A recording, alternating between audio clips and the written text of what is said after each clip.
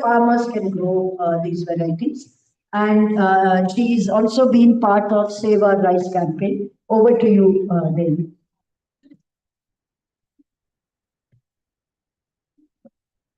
Good morning, namaskara. Uh, Today's session, I welcome all of you. I assure you, it will be a very useful session. Quite an eye opener for urbanites, even though farmers are very familiar with it. Because when you look at the topic of threat from herbicide tolerant crops in India and promoting non-chemical weed management, people are likely to think it's a farmer problem. It's not. These chemicals or these herbicides are today in our food everywhere. And believe it or not, in the urban areas, they are in your neighborhoods. Today, in every urban neighborhood, you will find very diligent neighbors of yours spraying, blanket spraying, and you'll find that the weeds in front of the compound wall are dead. And let me tell you, this is a glyphosate formulation that they are spraying. They are not helping themselves or helping us. So today's session, we have actually 4 experts who will be talking about the various facets of herbicide tolerance and the threats we are facing, what is happening in the Indian context, and towards the end, and 2 practicing farmers. One of them, Padma Shri winning farmer who's doing natural farming and who's been dealing with weeds in his farms, and another one is an expert on uncultivated greens, who has actually brought a sack full of greens to show you and talk about them. 2 of the sessions will be, 2 of the speakers will be speaking in English, one of them in Hindi, one in Kannada. So if you need to sign on to Zoom to hear translations, please do so.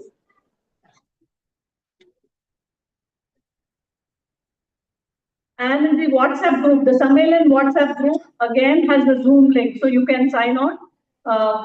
Translations are happening as we speak. So just to set a brief context,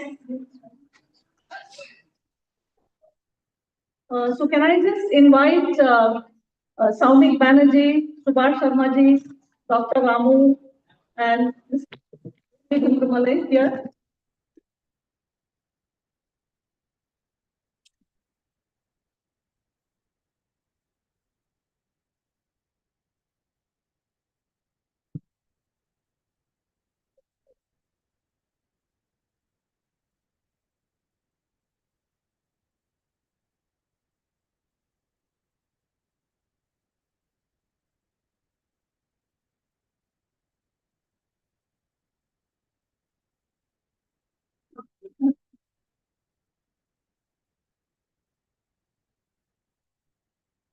You can see Muraliji has brought us a lot of greens, which he will be very interestingly talking about us yesterday. Those of you who attended the Kannada session with him will know that it's absolutely fascinating what he talks about. Just to set a brief context, I don't have to say much because these speakers will cover all facets of this issue.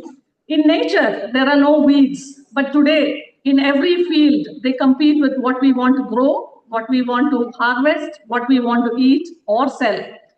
Weeds are, I mean, all these people will tell you, a human construct, as they are some things which grow where we do not want them. It's us who define certain plants as weeds. But weeds are as old as agriculture itself. And in traditional cultivation, they were not seen as completely useless, but were valued as sources for their medicinal and edible properties. They formed an important component of the food basket in many seasons of the year where we did not have much of cultivated foods. Coming from Kerala, I know that during the rains, early rains, what we call the Karkadaga Masam, or in Tamil, the Adi month, a lot of uncultivated greens used to be eaten for health. But with the advent of large-scale agriculture, weeds have become or are seen as a problem now, using up scarce and expensive labor. And chemical companies have come to our help. So they have, you see this supposed problem, they have come up with chemicals of all hues to deal with these weeds. But chemicals don't stop with weeds. They also affect soil, they affect water and human health. That is the part that we are not talking about. So according to the modern agriculture statistics, according to FAO, weeds cause about loss of yields up to 34%. And in this process of, this perception that weeds are harmful for large-scale agriculture, large agrochemical corporations have introduced solutions, including genetically modified crops that are herbicide tolerant, which allows for blanket spraying of cultivated fields without harming the crop. And that is not the only solution. Now we have new ALS technologies of mutagenesis through which crops resistant to herbicides are being created. And these are not genetically modified. So they are not even governed by the laws, by the regulator which regulates or, checks for the traits in modified crops. India now has illegal HT-BT cotton, that is herbicide-tolerant BT cotton, in 4 states. And this covers about, I think, 15 to 20% of the area of cotton. And the pattern is familiar. The initial use of a new herbicide starts in low quantities, and then the resistance emerges, forcing high application rates, leading to tank mixing of multiple toxic herbicides. Because when one herbicide becomes ineffective, farmers start mixing it, what they call the tank mixes. So into the tank go multiple herbicides, which the crops are then sprayed with. The emergence of weeds and the high labor costs have become one of the major deterrents for agroecology, for adoption of agroecology, organic farming, and natural farming. And personally working with and visiting organic farmers, new and old ones, what I hear most is the cost of weed management. The debate is whether it is better to use the, not very much like the plastic mulching. I mean, if you look at it, a lot of vegetable farmers, organic farmers are forced to use this plastic mulching, which you find those gray plastic sheets on their fields. It is not something they like, but they feel compelled or forced to do it to make it viable. To do manual weeding, that's the other alternative, which has become very expensive. The unavailability of workforce, and if available, the high cost involved deters them. And then the other thing that I have personally observed is in many organic farms where you have solar fences, you need the area to be managed. And even the farmers who are not using weedicides in the field are using it around the fences to control plants near the solar fences. And sometimes in paddy crop, you find that, the rains which are becoming irregular is preventing weed management, which is sometimes they even have to abandon the whole crop because they have not weeded it and it's not worth harvesting. So this is the plight on one side. On the other side, we have a newfound interest in uncultivated greens. You have experts like Murli ji and many others. In almost every state, we have experts on greens. And we also have a lot of urban foraging, looking for uncultivated greens, foraging, cooking these varied greens, edible green walks. Many young and not so young urbanites are taking interest in these weeds. They're documenting them. There are chefs who are using them. Many organic stores are trying to encourage customers to reintroduce these into the diet as well. So I will not go on as it is I have gone on. So I will just move to the speakers. We will start with Saumik first. And Saumik is trained in biotechnology as well as in forest science. He's an organic farmer himself, and he supports the work of seed conservation work of many farmers across India. And on a lighter note, he is such an expert that we all call him Saumikipedia. So calling Saumik here. Okay. So I will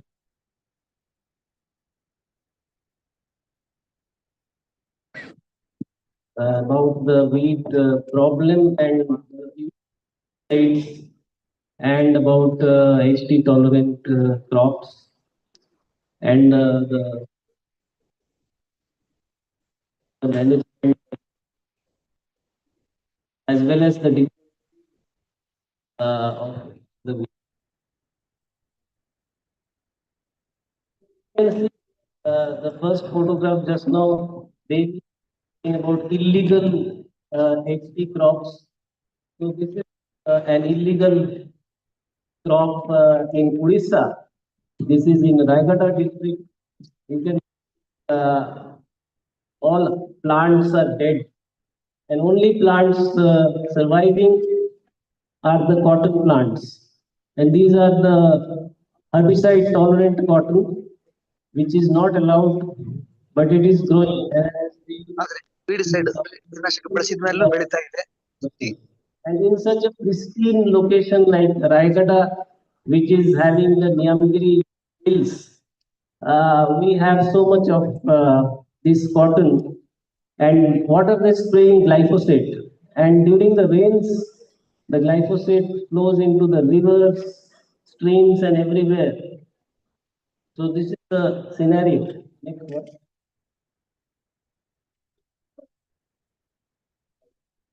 So this German scientist Pfeiffer, he had talked about weeds. And what are weeds actually comes from the old English word, which was again derived from Germanic languages, dot, which means little herbs. So these were considered plants having virtues in terms of medicinal uses or other uses.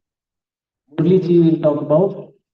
So Pfeiffer said that these weeds have come not because they want to disturb us or kind of create troubles for us.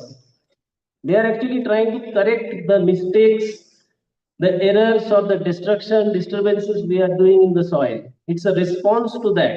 The nature wants to correct and bring back the balance. Suppose there is a nutrient imbalance, there is a pH imbalance, there is action, there is erosion. The nature tries to restore it through the process. They will send these actors who would do some things, processes in the soil by which the soil is repaired. I think Dr. Ramu will talk about it next. And how did the weedicides come? They didn't come for farmers. It was not like the scientists were very concerned about that. It is a product of war. It came during the Second World War. Towards the end of Second World War, it was being developed, but it was not used at that time. After the war, after the okay, sorry, there is no error. It is 1941, not 1G41, some typo mistake. So, so this was used as defoliant. You can see this photograph is from Vietnam War. So they used it, they sprayed using aircrafts, and they defoliated forests so that they can, identify where the opposition troops, the armies are hiding, and then destroy them. So this is a product of war. And this, you see, Agent Orange, which was used in Vietnam War, is a combination of 2,4-D and 2,4,5-T, which are weedicides. And today also, even now, we are using 2,4-D in our fields.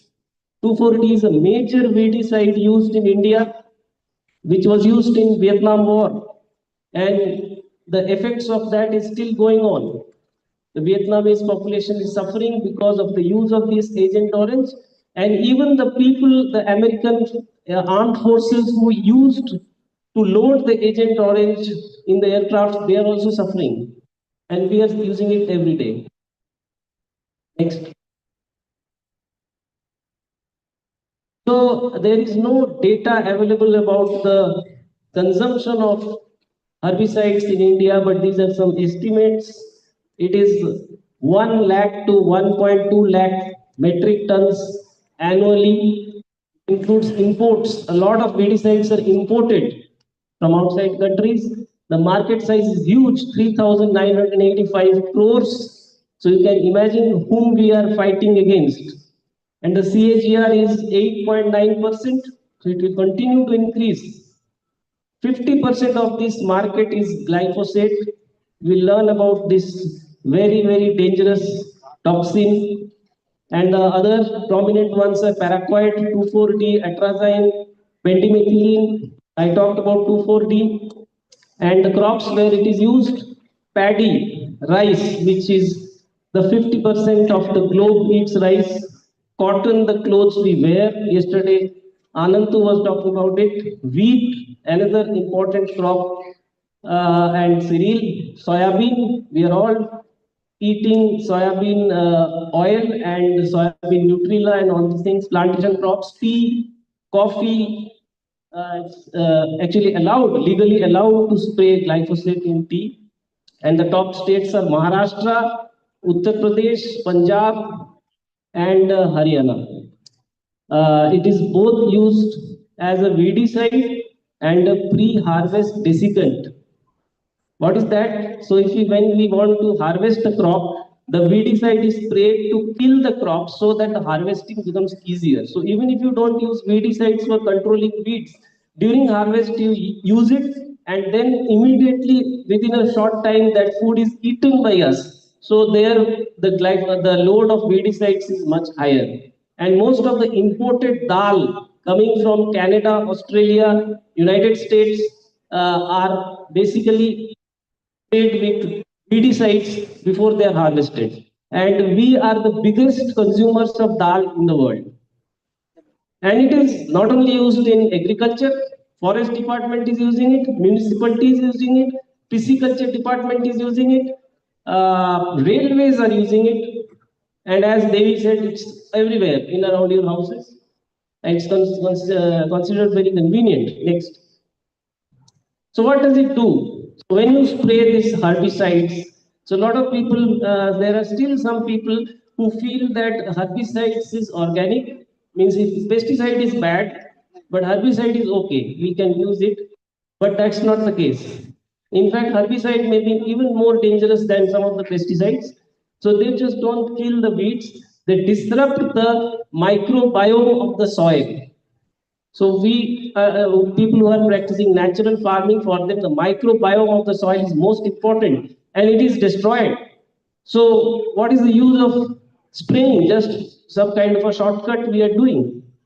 And next, so it basically there has been several research that has shown that it disrupts certain metabolic pathways of microbes, and that is how the microbes cannot function or they die. It affects the nitrogen cycle, it affects the fungi, their network of mycorrhizae, which we know are so important for the soil, so important for the nutrient cycle. All these things are getting destroyed. And not only they are getting destroyed in the soil, they are also getting destroyed in our own bodies. Next.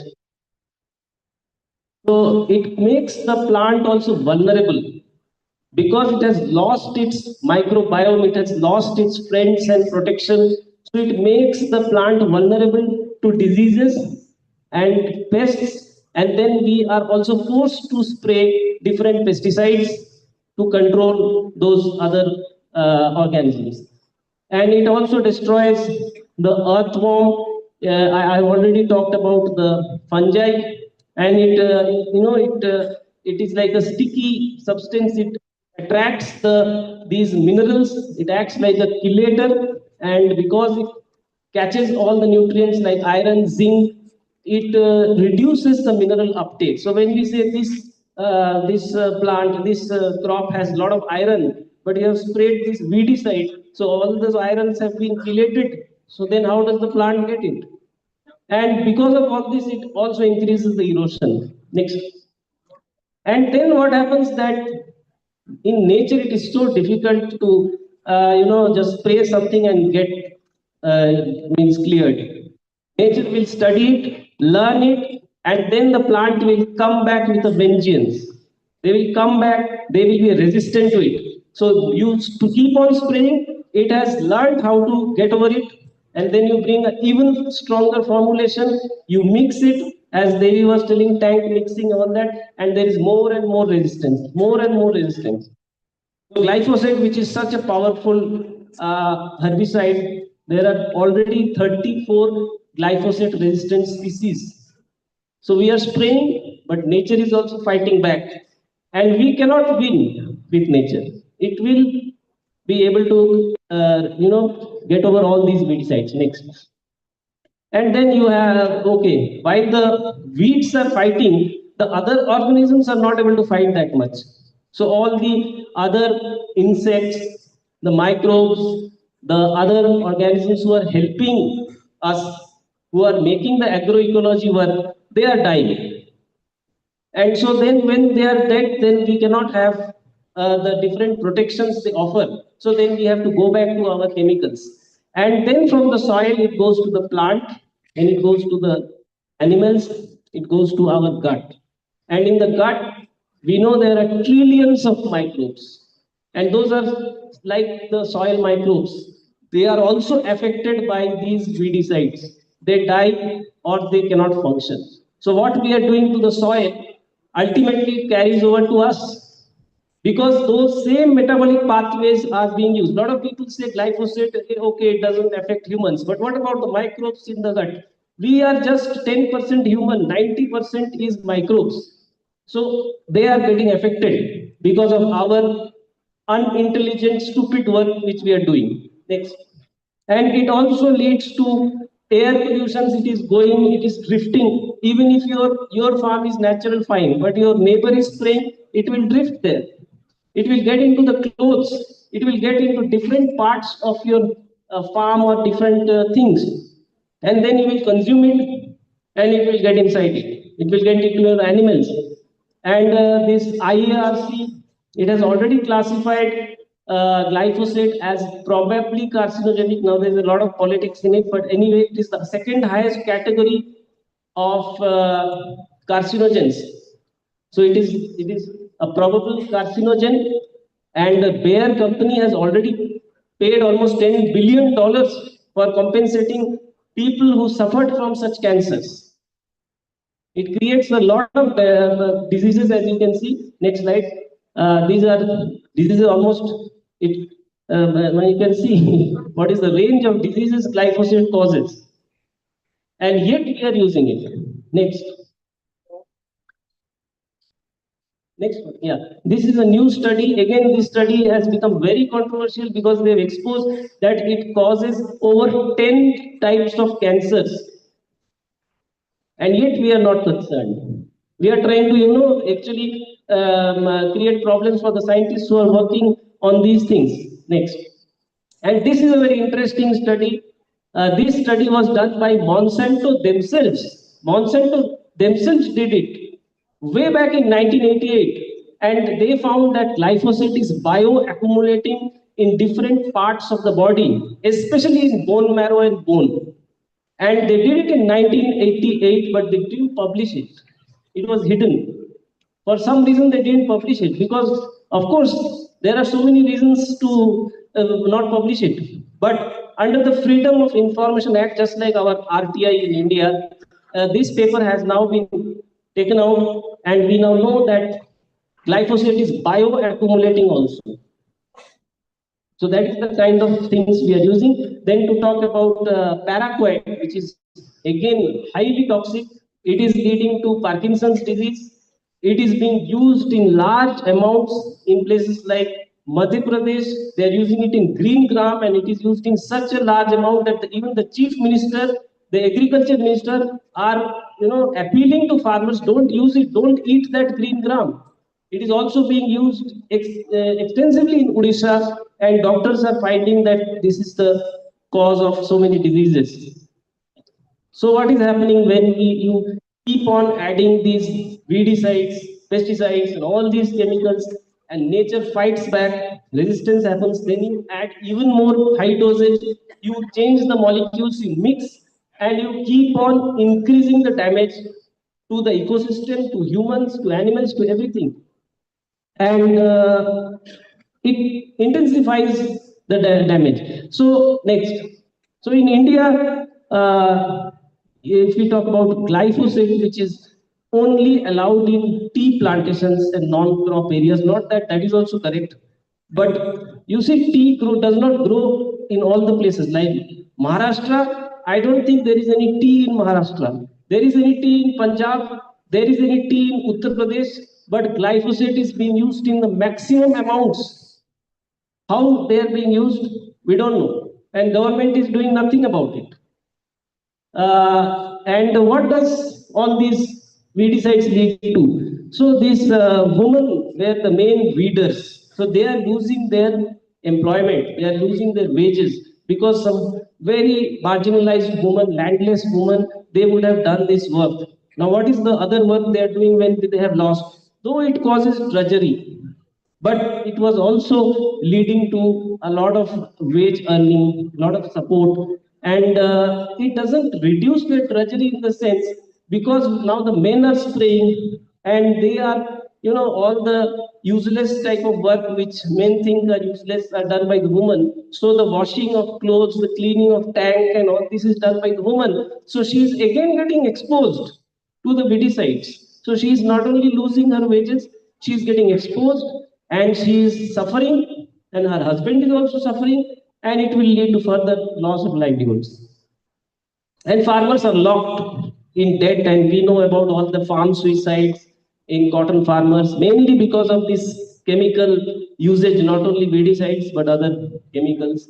And now we have also several crops in the pipeline. So we have GM mustard, which is there is a case in the Supreme Court. We are somehow trying to not allow it to come out, but there is so much pressure, so much interest to take it out. And moment it takes out, you have so many risks. You have chemical risks. There is the even dangerous weedicide, that is the glufosinate. That is, the higher elder brother of glyphosate. And then you have the genetic risk of transgenes escaping into the environment. And then about the bees, pollinators, we just don't think about them. They are already exposed to glyphosate, and all those glyphosates are now in the honey also. Then there is this new type of crops which people are saying they are not genetically modified. Okay, technically they are not genetically modified, but they have been mutated using other techniques like chemical mutagenesis, and they are resistant to certain herbicides. So when you spray those herbicides, just like that HT cotton, that plant, that rice, that wheat does not die, but other things die. And government is very much promoting them, saying that this is very good, you don't have to do weeding, there is no loss of yield and all these things. But even the tillage part, because they are talking of DSR, direct seeded rice, on that. But what about the herbicide? What is the thought about herbicide? There is almost no thought. And then we have these illegal GM and HT crops: cotton, maize, soybean. There are reports which say cotton, definitely. Even maize and soybean, there are some reports coming that probably these are also being cultivated in different parts of India. So more and more herbicide. So herbicide used in normal crops, herbicide used in mutagenesis crops, herbicide used in genetically modified crops, herbicide used in forest, railway, parks, non-farm areas, and now we have the gene edited crops also. Two gene edited crops have been released. Maybe this year they may go into the field if we are not careful enough, and that will also increase. So it is increasing, and then we will have final, that is the stage 4, system failure. Cost exceeds the pre-herbicide tolerant level, soils degraded, cross resistance. This is what we want probably. We are moving in that direction, and by that time we will have even grandfathers of glyphosate, and that will create further menace. Next. And of course, India is the center of origin for so many crops, including rice. So there is a chance of outcrossing into the weedy rice, the wild rice. And then, as I said, you cannot defeat nature. So nature will take over. They will say, okay, you get lost. Enough of your nonsense. I am going to manage this field. And they will do it. And we will, I don't know whether we can eat that. Murli ji can probably talk about it. And then, of course, when you use these types of herbicides during paddy, and during paddy, people are working in waterlogged fields for days altogether. So in my village, they don't. For 1 month, 1.5 months, people are constantly in waterlogged fields. Even their skin gets, some problems because of that. And Where what is there in that waterlogged field? All these pesticides, herbicides. So they are getting into their bodies. It is creating endocrine disruption. It is leading to developmental toxicity. Many pregnant women also do all the work. And of course, it destroys so many microbes, including the nitrogen fixing bacteria, and it increases the dependence on chemical fertilizers because we have lost the natural balance. Next. So on one side, we are promoting natural farming. There is a mission of natural farming promotion. There is Paramparagat Krishi Vikas Yojana. All these things are there. On the other hand, we are also promoting gene modified crops, illegal HT crops, gene edited crops, mutagenesis, all types of things, and spraying glyphosate in places which are not allowed, like it's not tea. So I don't know which direction we want to go. We should decide, okay, I want to only do, HT crops and GMs, then please move in that direction. Don't confuse the people of India. Don't confuse the farmers. Let us stick to one thing. No, we want to destroy the world. Okay, go ahead, destroy it. Not create these type of gimmicks which don't make any sense, because you are just spending 1,000 crores and you spend lakh crores in those things. Those industries are 3,000 crore industry. Who can fight those industries?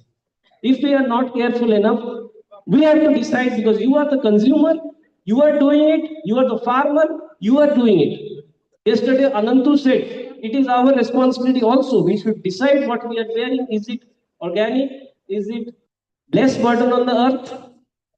These things we have to also think. It is also our responsibility, not the government's only. Next. So we have a lot of problems. So if you look at the balance sheet, there are less assets, there are more liabilities. So if it's a corporate, they will not go for this type of situation. But unfortunately, we don't look at our lives, our farms in this way. Next. So what can be done? That is what our next speakers will talk about. So there are so many other methods. So there are methods to manage weeds. Nobody is saying, okay, don't do weeding and then you don't get any crop only. As Devi said, 30% is gone. So nobody is saying that. For thousands of years, people have managed weeds without weedicides. What are those methods, like mulching, cover crop, rotations? There are different community labor systems, like in Kerala, in different parts of Adivasi India. So we need to look at system design, and not for input substitution. Not input substitution. Always we are thinking of input. Next. So that is what it is not about drudgery also. A lot of people, oh, okay, then I have to go and bend and again take out all the weeds. You want us to go back to 18th century? It's not that. There are so many new ways to do it, which our next speakers will say. Subhash Sharma ji is himself doing it in his field. Dr. Ramu has a lot of experience and a lot of experimental trials they are doing in their institute. And Murli ji will talk about so many plethora of uses of weeds. So there are a lot of options.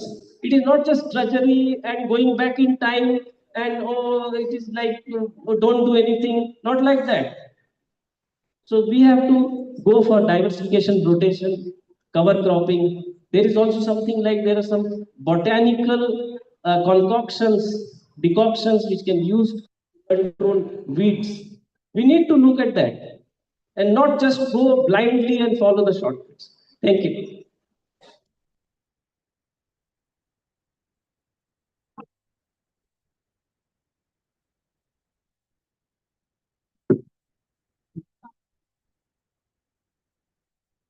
May I just next speaker?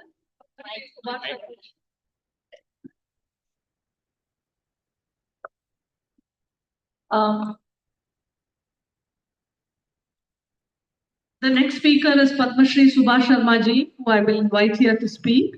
He's a pioneering natural farmer from Yavatmal district, familiar to many of us here, and he was awarded with the Padma Shri for his work in natural farming. His farm is a veritable pilgrimage spot for those who want to understand natural farming, and his philosophy is an inspiration for many practitioners. So, Subhash Sharma ji.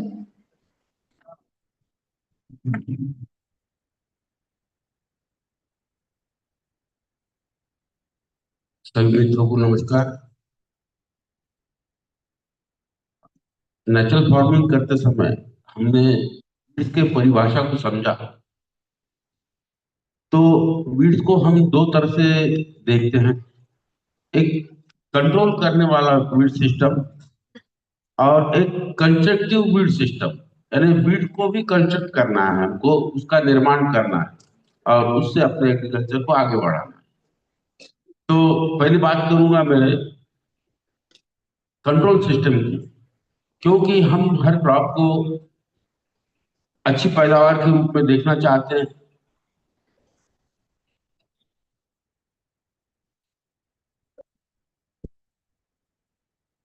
हम अच्छी पैदावार के रूप में crop को देखना चाहते हैं, तो वीड को कंट्रोल करने का एक सिस्टम, वो सिस्टम को हमने अपनाया है और उसके द्वारा ही पूरा वीड कंट्रोलिंग सिस्टम है। उसमें लाभ ये हुआ कि ये सिस्टम में हमने किसी भी प्रकार के जीव जंतुओं को क्षति नहीं पहुंचाई, किसी भी प्रकार के पर्यावरण को नुकसान नहीं पहुंचाया। तो हमारा एक तो हम बैलों से वीड को कंट्रोल करते हैं। ये कंट्रोल करने के लिए, नेचुरल कंट्रोल सिस्टम अपनाने के लिए हमको हर फसलों को कतारों में लगाने का सिस्टम डेवलप करना पड़ा, क्योंकि हम अगर उसको ऐसे फेंक देते हैं तो उसमें वो नहीं कर पाते।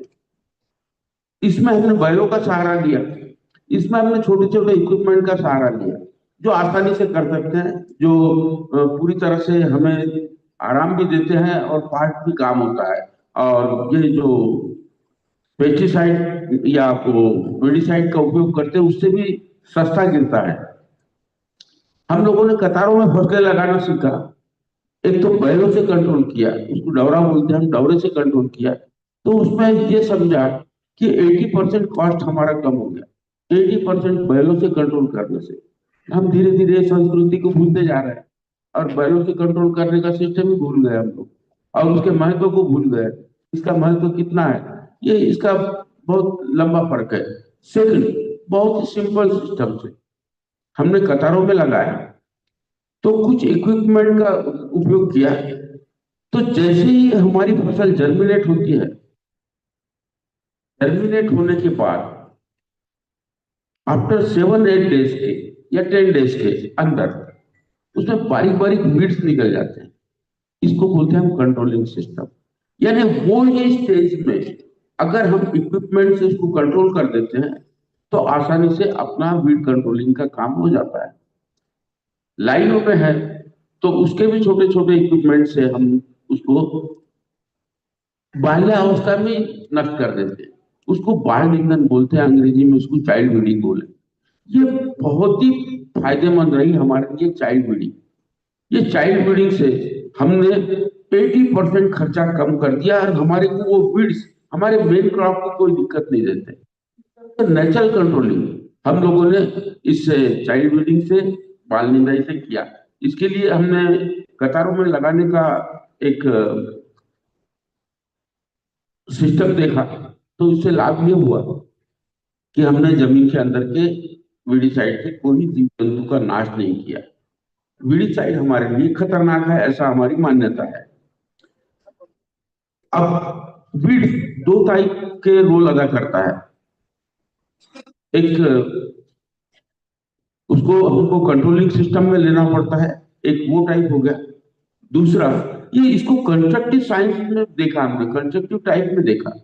तो कंस्ट्रक्टिव टाइप में देखा तो हम आश्चर्यचकित थे कि वीड, छोटा सा वीड से लेके, जिसको लाजवंती बोलते हैं, सबसे छोटा वीड, तो छोटे वीड से लेके तो ट्रीज तक, ये सब वीड्स के श्रेणी में आते हैं। जब इनकी उपयोग का स्किल हमारे अंदर आ जाता है तो हमारी नेचुरल फार्मिंग बहुत तेजी से ग्रो करती है। इसको समझने के लिए कि भाई जमीन के अंदर सैकड़ों प्रकार की वीड्स है, इनका यूटिलाइजेशन करने का सिस्टम अगर हमने सही कर लिया कि इनका यूटिलाइजेशन करना है, इनको समाप्त नहीं करना है या इनको पूरी तरह वीडिसाइड से मिटा नहीं देना है, तो इनको फिर से कंस्ट्रक्टिव साइंस में लेके कंस्ट्रक्ट करके उसका फायदा कैसे लिया जाए। तो हमने फिर एक पूरा सिस्टम बना लिया कि हम अपनी धरती को माँ बोलते हैं कि माँ, मैं तेरे किसी भी वीड को नुकसान नहीं पहुंचाऊंगा, उसका पॉपुलेशन बढ़ाने का मैं कंटिन्यू प्रयास करूंगा। तो हम लोग ग्रीन मैन्योर का क्रॉप लेते हैं। ग्रीन मैन्योर का क्रॉप क्यों लेते हैं? इसको हम वीड्स में गिनती करते हैं, ये हमारा वीड्स है, लेकिन सिर्फ ग्रीन मैन्योर ये क्रॉप ही वीड्स नहीं है।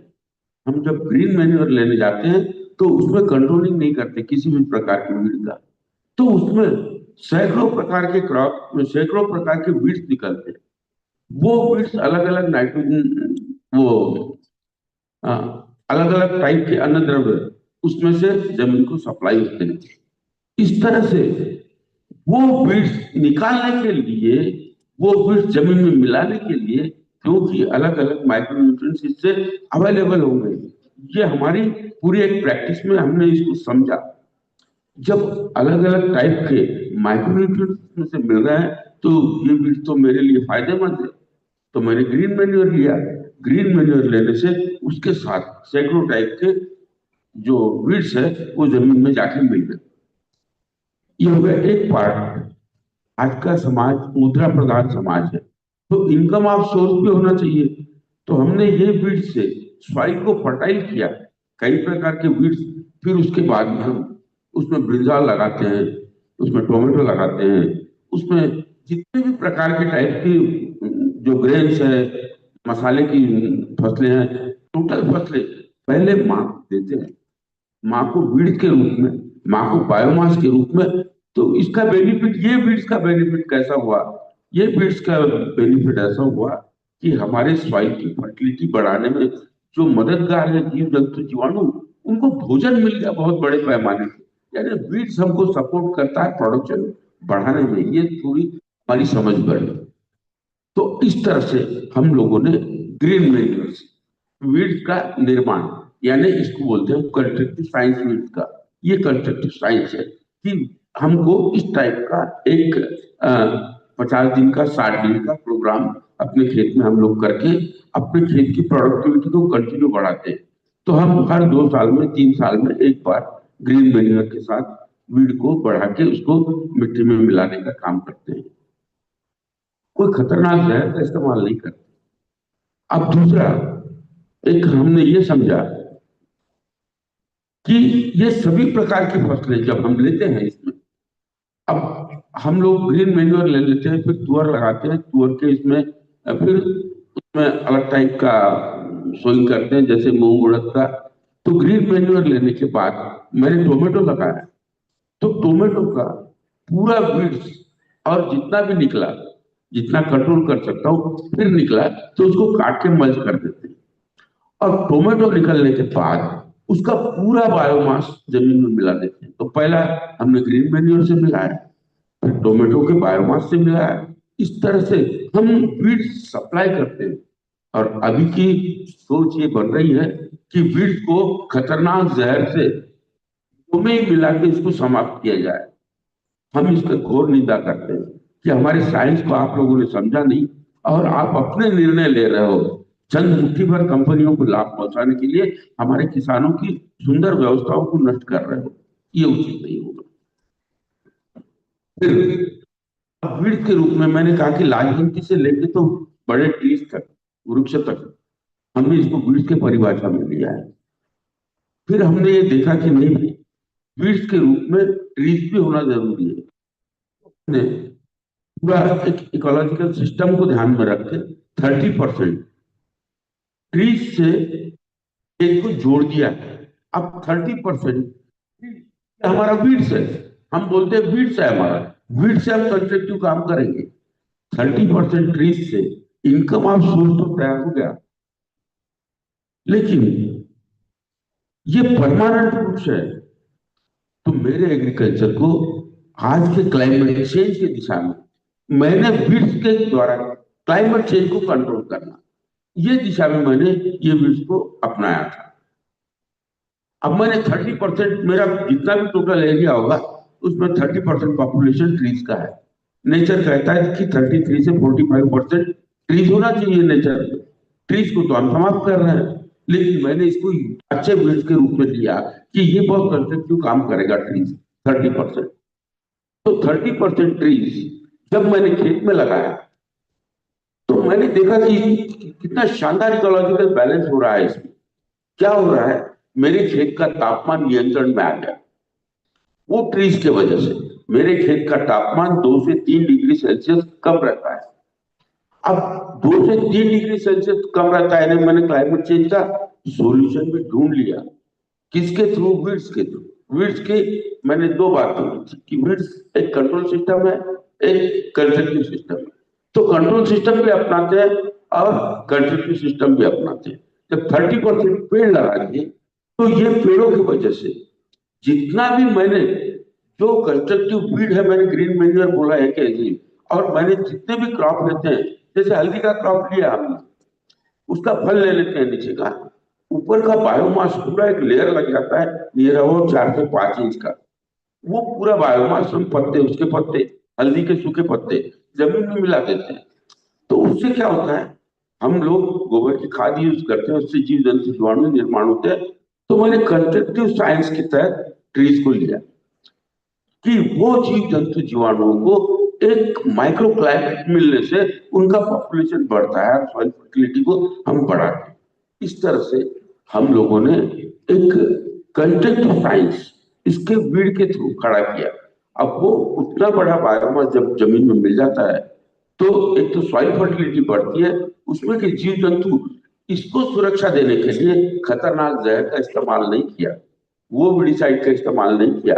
हमने कंट्रोलिंग सिस्टम का और कंस्ट्रक्टिव सिस्टम का उपयोग करके आज हमारे एग्रीकल्चर के सॉइल को रीच किया है फीड्स के थ्रू। मुझे इतना ही कहना था। धन्यवाद।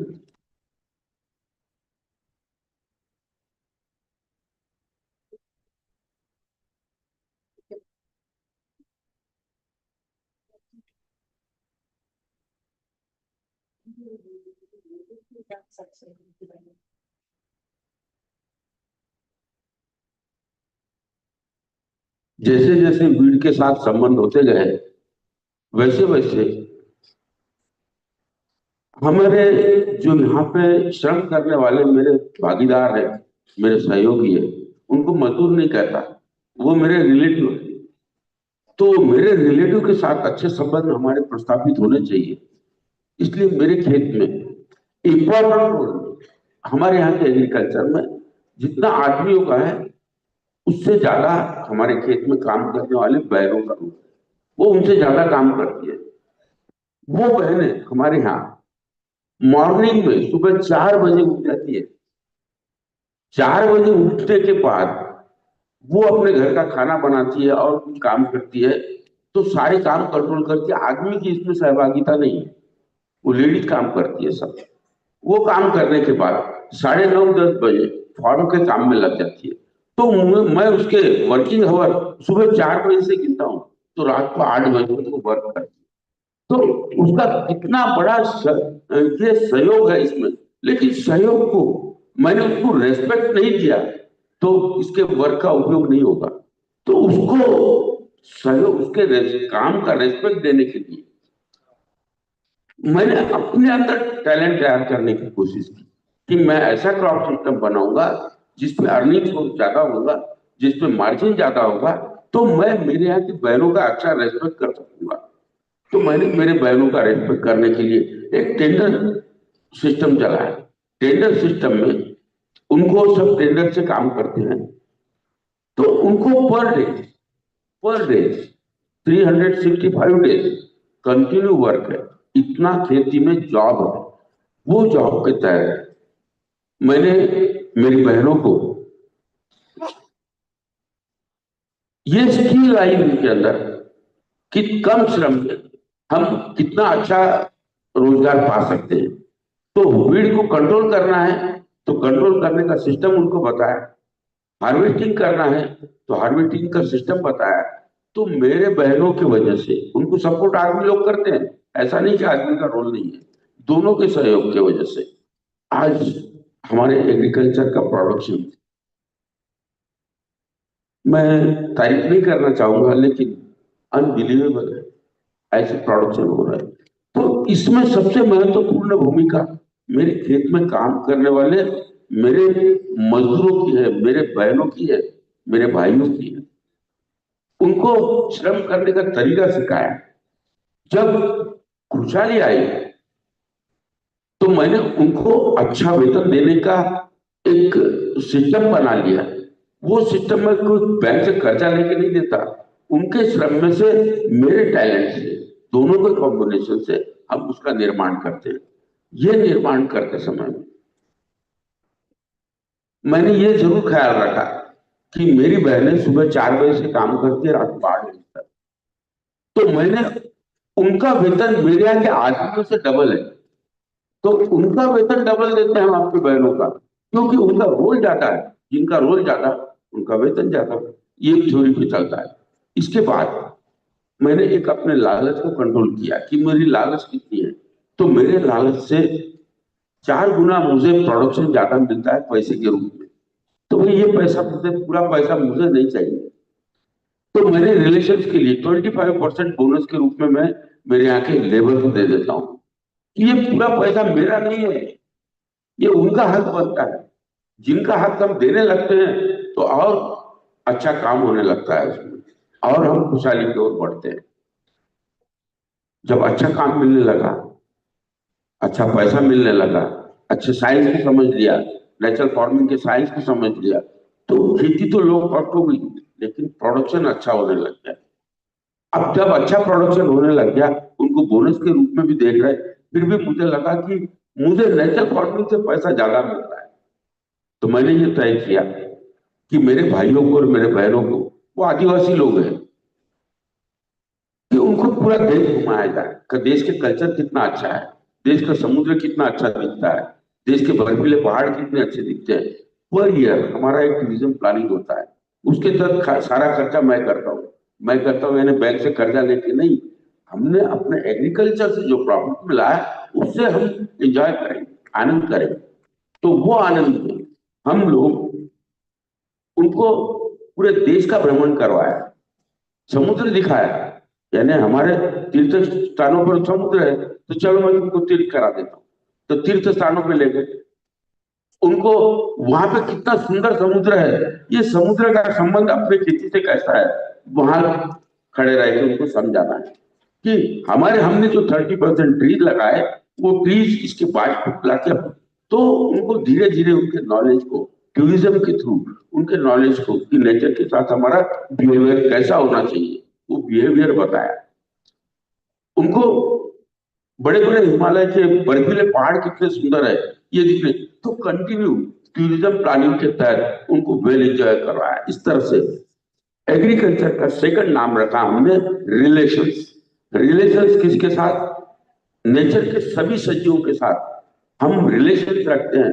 मारने की बात नहीं, ये सब पेस्टिसाइड वगैरह तो मारने की बात है, हमारे लिए खतरनाक, एक हमारे को समाप्त करने वाली बात है। वो बातों को हम बिलीव नहीं करते।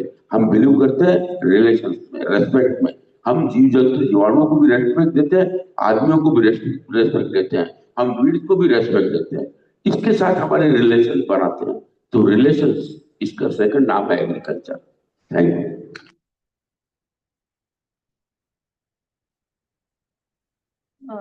Thank you, Subhash Sharma ji, for this really insightful talk, which comes from his farm experience.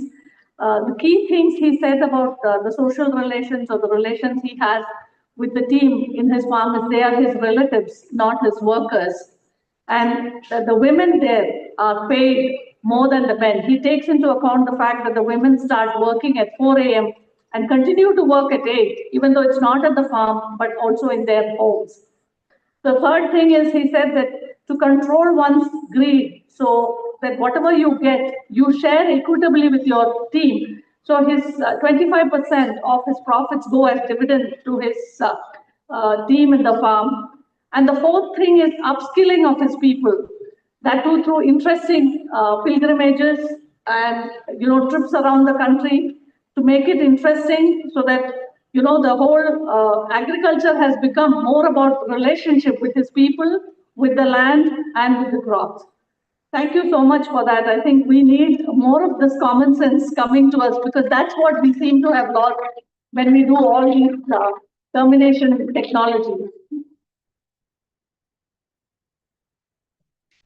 So next I will invite Dr. Ramu. There is a presentation for Dr. Ramu, that's for the team there. He's the founder and executive director of the Center for Sustainable Agriculture. Dr. Ramu is an agriculture scientist with specialization in agroecology, organic and natural farming. And CSA has been working with farmers in AP, Telangana, Maharashtra, Punjab, and Uttar Pradesh in establishing ecologically and economically sustainable agriculture models. And today he will be talking about large-scale systems, how weeds are managed in large-scale systems, and also what weeds tell us about the ecosystem. Thank you, Dr.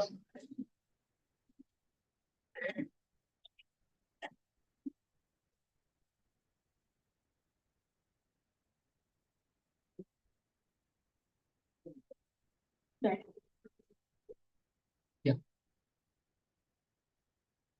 Before I take this one. Thank you. Good morning. Almost for last 20, 30, in the last 20 years, as the cost of labor is increasing, weeds are seen as a big problem today. And the increasing monoculture and also increased use of chemical fertilizers and also is leading to the same situation. So we try to look at how weeds can be managed without chemicals. So CSS more work was around managing pests and diseases. So our whole work was around how to understand and manage pests and diseases without using chemicals. We call it as non-pesticidal management. So our understanding is that the problem of pests or diseases is a symptom of the underlying problem. So if you understand the problem, then you can manage it easily. So the same principles we try to apply for weeds. So weeds are a symptom of the cropping system. So there's a problem in the cropping system or the problem in the way we are managing the production, and weeds are a symptom of that. So how do we understand that? Then we can manage it easily. So that's how we evolved these practices, and many of the practices are not new. All of you must be doing this, but we try to put them into a framework so that it can be understood easily. And so today nearly 40 to 70% of the total cost, large part of the cost of production is actually going for weed management. That's one of the reasons people are worried about. It's not about yield loss. It is about actually the cost of management. The labor cost is increasing. So either we need to figure out a way, like Subhash Sharma ji has figured out how to work with labor and then build a system, or need to deal with that. So in the cost of cultivation, large part of it is actually going for weeds. That's one of the reasons people are moving towards chemicals. So that is one issue we need to look at. In addition, there is also a competition for nutrients, light and water. So with the regular crops, because weeds are more stronger than the crop plant, because crop plants are like you nurture them carefully, whereas weeds survive in nature. So it has more strength to survive in that situation. And like Somit has already mentioned, chemicals have ecological destruction, health hazards, environmental persistence, resistance, regulation. So there is issues with this, and then they also get into contaminating all your food system. And plastic mulch is no way different. Either you spray or you cover your soil. It also finally gets into your food. The residues comes into your food and like, yeah. So what we probably need to look at is again, a preventive care is the most important thing. So how your cropping system is designed so that you can move on preventing the weed in the soil, and then we can look at your agronomic practices managing it, and then we will go into the physical and mechanical practices and not get into the chemicals. So chemicals is the last resort, even if you look at in the conventional agriculture when people talk about. But what is happening is that without doing all these things, the moment you get into the chemicals, they become more serious. And they won't work. And then they develop resistance, and then if you want to, if you try and understand the weeds, the nature of the weeds, one is the annual weeds which you see. This is a seasonal crops, seasonal weeds, and they're less than 1 year, and they reproduce. And the seed is the problem. So they remain in your field, they produce seed, and then since your farm becomes a seed bank, so you are managing the seeds in your farm and they multiply from there. So if you prevent the seeds, then you can actually prevent the weed. This is the annual weeds, if you look at. But the most difficult one is the second one, which is with the perennial weeds. And these are mostly like grass weeds where you have the tubers.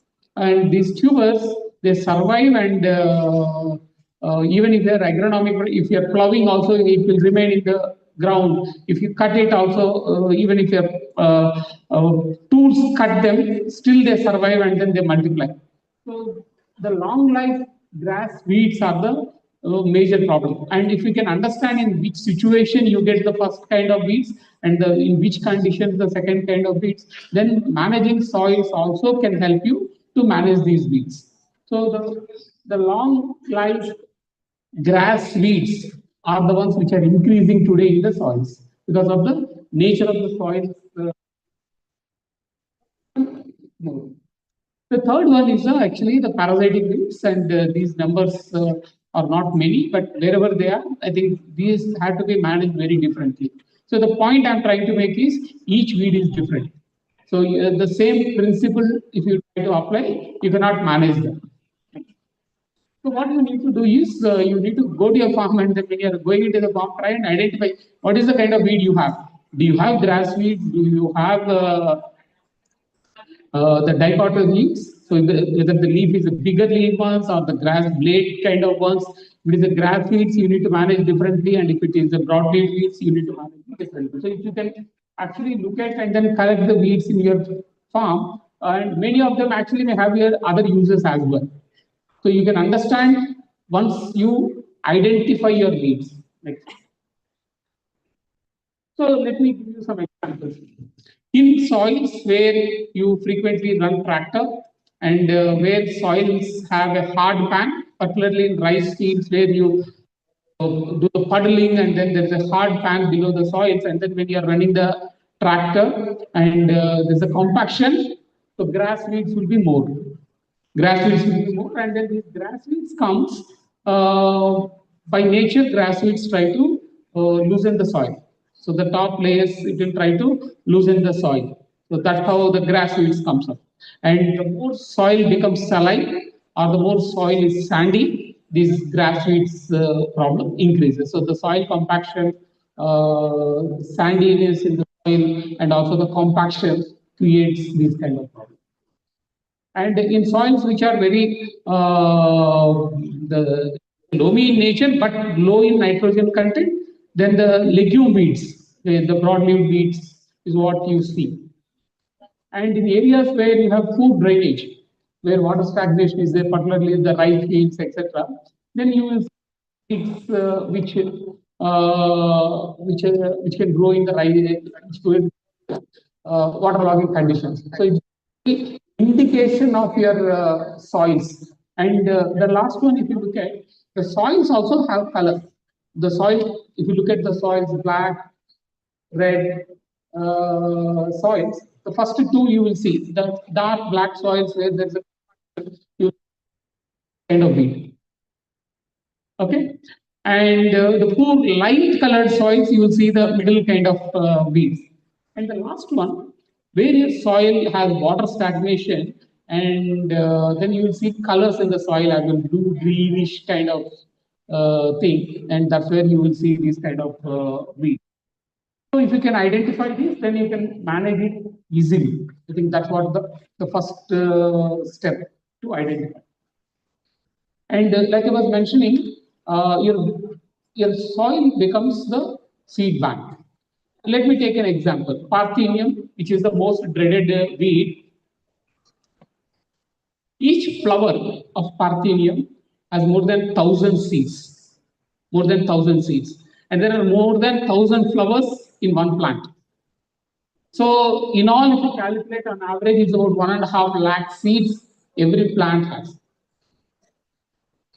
in its lifetime. 1.5 lakh seeds in its lifetime. So, if you pluck this plant before it flowers, it's a green manure, you can use it very effectively. If you leave it to flower, then you have 1.5 lakh seeds in your farm for every plant. For every plant, and it's impossible to manage. So your seed, your weed is in your weed is in your farm. From there they are multiplying. They're not coming from outside. One or two may come from outside, but large part of the weeds are in your farm. I think that's what we need to look at. And this Parthenium has many other deleterious effects. It also is very harmful unless it is decomposed. The plant, the plant and then mix it in water and pour onto your crop, it will die. So that's the kind of toxicity the plant has. So the best way to do is even just normal composting also is very difficult. Even if you cut the plant after the flowers are formed and then the seed is formed, it can pass through the animal gut. So the animal dung also will have the seed which can survive. That's one of the reasons when FIM, farm-yard manure, which you are not composting properly is used, it can actually contribute more for the weed growth. So that's what we need to be careful about. We may be thinking that we are applying organic matter, but actually we are also applying the weeds. So the composting also, if you can remove it before weeds, only it will be very useful. And the moment it flowers, then it becomes very difficult. I'm just taking one case. So if you take, for example, the chinopodium or other grass weeds, what happens is it has a root system. What we do is normally we cut at the top. Even when you are spraying chemical, you will only kill the leaves. The leaves which are exposed is what you kill. But below there is a tuber. And below there is a roots, is a sucker. And that will further multiply. So unless you expose them and then remove them once, you are not going to get rid of them. So this is a very, very critical thing you need to understand. Next. And the viability of seed, particularly of Parthenium, is very high. Just as a side story, the Parthenium came as a contaminant in the wheat which we imported. And then when people realized Parthenium is not so big problem in the country where originally it came from, they went back and then researched what happened there. And then they found there is an insect which eats Parthenium. So they brought that insect here, and then they also tried to multiply. And that insect stopped eating Parthenium and it started eating other plants. So such narrow reductionistic approaches doesn't work. The ecosystem functions on its own. And in Karnataka, many farmers who we found there is a weed which looks like ground cassia basically, and this covers the Parthenium. If it is there, Parthenium cannot survive. So this kind of relationships we have seen. So if you can start observing your weeds, it becomes easy to manage. Yes. So what we need to do is a preventive care. So sanitation is very important. So clean your seed, clean your machine. Say if your animal is going and then working in a field where there is a weeds, so the seed may come along with the animal. If your tractor is going there and coming back, so tractor may carry the weed seeds. Or if you are buying saplings from others, along with the sapling, the mud, the soil which is used also may have weed seeds. So it will come from outside. So please be careful when you are getting anything from outside. I think that's very, very important. And again, the manure management. All your crop residues when you are trying to compost it properly. If you are not composting it properly, they survive, the weeds survive and then get passed on to the next generation. In the normal composting, actually the temperature goes up, and then with that temperature, actually many of these weeds becomes unviable. Second, this is a method which we have seen in many parts of the country farmers follow. So in summer, when you plow and then irrigate the soil and then leave it, weeds germinate. They think it's already time for germination and then the crop has been sown, so they germinate and then removing it is easier. Once they germinate, then the life of the seed is over. So you don't have seed inside, so it comes out. Managing, if you keep seed in your farm, it is dangerous because it can come up anytime. But the moment it germinates, then it is gone. There's no life for that. So we call it as a scale bed method. So basically, put the water, plant germinates, and then the weed germinates. Once the weed germinates, remove it, and then grow for the next sowing of the crop. That's one best method. And second is the solarization. This is the, if it is a small pots, you can try this, particularly in nurseries, etc. You can try this. If you cover the soil with plastic sheet, it's a plastic sheet is not the mulch sheet. It's a thicker sheet which you can reuse again and again. The moment you cover it, soil becomes heated up, and with that heating, the whatever weed seeds or any diseases are there, they all will die. Of course, microbes which are beneficial also will die, but you can bring them back with the microbial solutions which you add on later. So, but that can clear the soil with all the weeds which are remaining in your soil. Even if you have wilt problem, if you have wilt in your fields, if you have say brinjal where you have the fruit shoot borer, so all these kind of problems can be easily be managed if you go for this kind of solarization. Next. And again, the very important issue is about how do you grow your crop stronger so that it can survive the weeds. That is very important, and that requires actually the optimum density. Optimum density of the crop is very important. If there is a patches in your farm, obviously space for the weeds to grow. And varietal choice is also very important, which are more suitable for your soil type is what you need to make. And then intercropping and then the multiple cropping so that the soil is always covered. The moment soil is open and then in the name of clean cultivation, we keep the space between two rows open. I think that is a very bad practice. We need to keep soil covered. If you are not keeping soil covered, it will become a major problem. Also, crop and weed combinations would be there. So if you can have crop rotation, then the weed problem also slowly goes. Mulching can be tried in different ways. There's a lot of organic matter which you can use. Even weeds can become good mulch if it is cut before the flowering stage. Or if you cut the grasses without the roots and the tubers, it can also be used.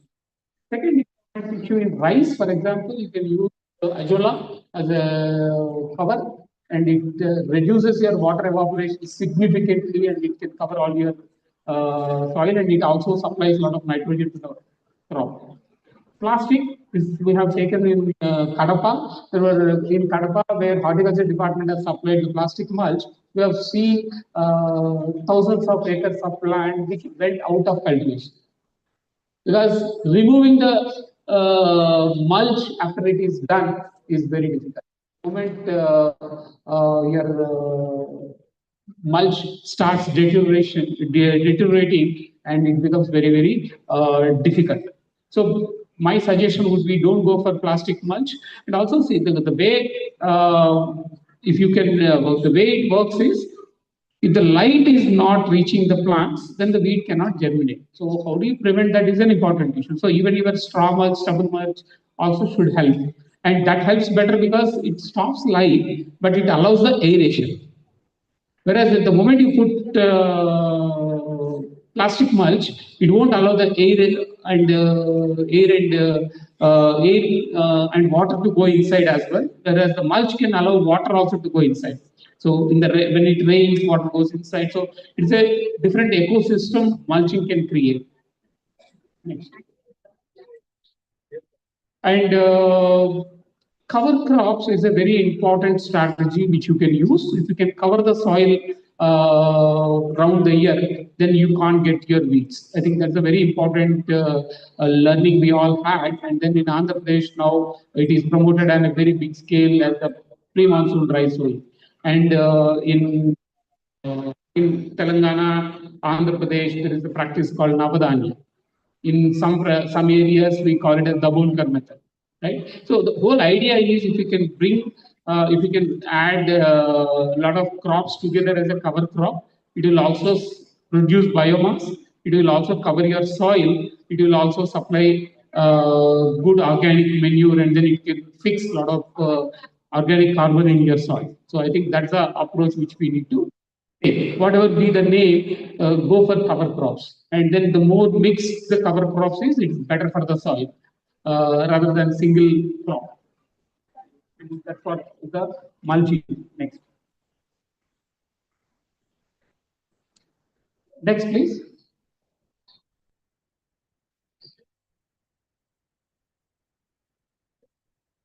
Boss, we need a rotation. Go next.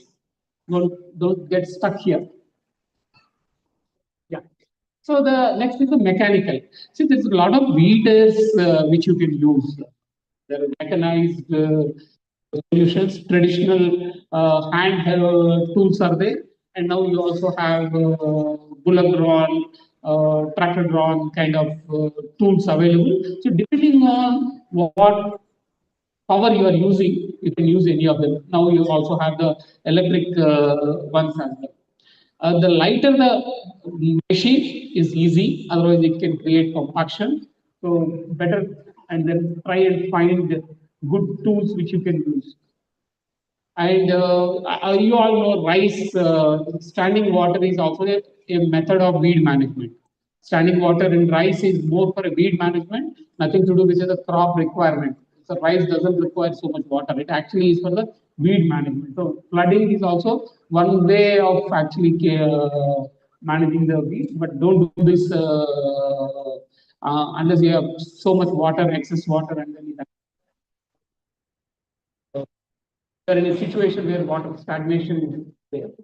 In some of the countries, burning, selective burning is also done, and burning slash burning in many of the hill areas. So burning is a practice. It's not a bad practice. Particularly if you have to manage your weeds and if your field is very wet infested, you can do it at one time and then, but don't make it as a habit and then make it into a seasonal fire kind of thing. That also you can look at. And if there are particularly when roots and suckers problem with the grass weed, you should actually dig out them. Only removing at the top will not help. Next. Yeah, there are a lot of tools available by many people across the country and leaders available. The core principles is the I think is the prevention is the best way to manage the weeds, and then combined methods. So it should be a sequence. So what do you do to prevent? What do you do later? Initial stages. What do you do? Later stages. What do you do? So it should be a package kind of thing which you need to look at and see weeds as part of your ecosystem. Then it becomes easy to is telling you about your soil health. If your soil health improves, say for example, from a saline soils, if the soil turns to neutral, then you will see the change in the weeds. So if you leave your soil open, don't do anything. Whatever the first plant comes up, no, that's what we call a weed. That tells you what your soil is, what can survive on its own. That's what is we need to understand. Don't use herbicide because already Somit has talked about the whole effects of herbicides. It doesn't help you. You get it trapped into it. And unfortunately, today we are the largest glyphosate user in the world. So nearly half of the glyphosate sold in the world is. We need to get out of this trap, otherwise it will be killing others. Yeah, we think we are killing weeds, but we are killing others. Thank you. Thank you, Dr. Ramu. I will invite the last speaker of the morning. It is Sri Murali Gunkumalai from Karnataka. He possesses immense knowledge about naturally available greens, introduces the world of leafy vegetables to urban consumers and school children. He also actively involves rural grandmothers and women in these awareness programs. And he's from the Environmental Studies Center in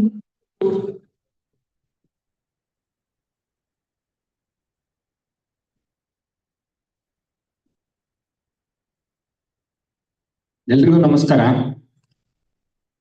so ನನ್ನ ಹೆಸರು ಮುರಳೀಧರ ಗಂಗೂರ್ಮಳೆ ಅಂತೇಳಿ. ಪರಿಚಯ ಆಗಿದೆ ಒಂಚೂರು ಒಂದಷ್ಟು ಜನರಿಗೆ. ವಿಶೇಷವಾಗಿ ಈಗ 3 ತಜ್ಞರು ಮಾತಾಡ್ತಾ ಇದ್ರು ಕಳೆಗಳನ್ನ ನಿರ್ವಹಣೆ ಮಾಡೋದು ಹೇಗೆ, ಕಳೆಗಳನ್ನ ಅವಾಯ್ಡ್ ಮಾಡಿದ್ರೆ ನಮ್ಗೆ ಕ್ರಾಪ್ಗಳೆಲ್ಲ ಏನೆಲ್ಲ ಬರ್ತದೆ ಅಂತ ಮಾತಾಡ್ತಾ ಇದ್ರು. ಬಟ್ ನಾನು ನನ್ನ ಖುಷಿಗಾಗಿ, ನನ್ನ ಸಂಸಾರದ ಆರೋಗ್ಯಕ್ಕಾಗಿ ಆರಂಭ ಮಾಡ್ತಾ ಇದ್ದೇನೆ. ಸೊ ಆರಂಭ ಮಾಡುವಂತ ಎಲ್ಲ ಜನರು ಕೂಡ ಖುಷಿಯಾಗಿದ್ದಾರೆ.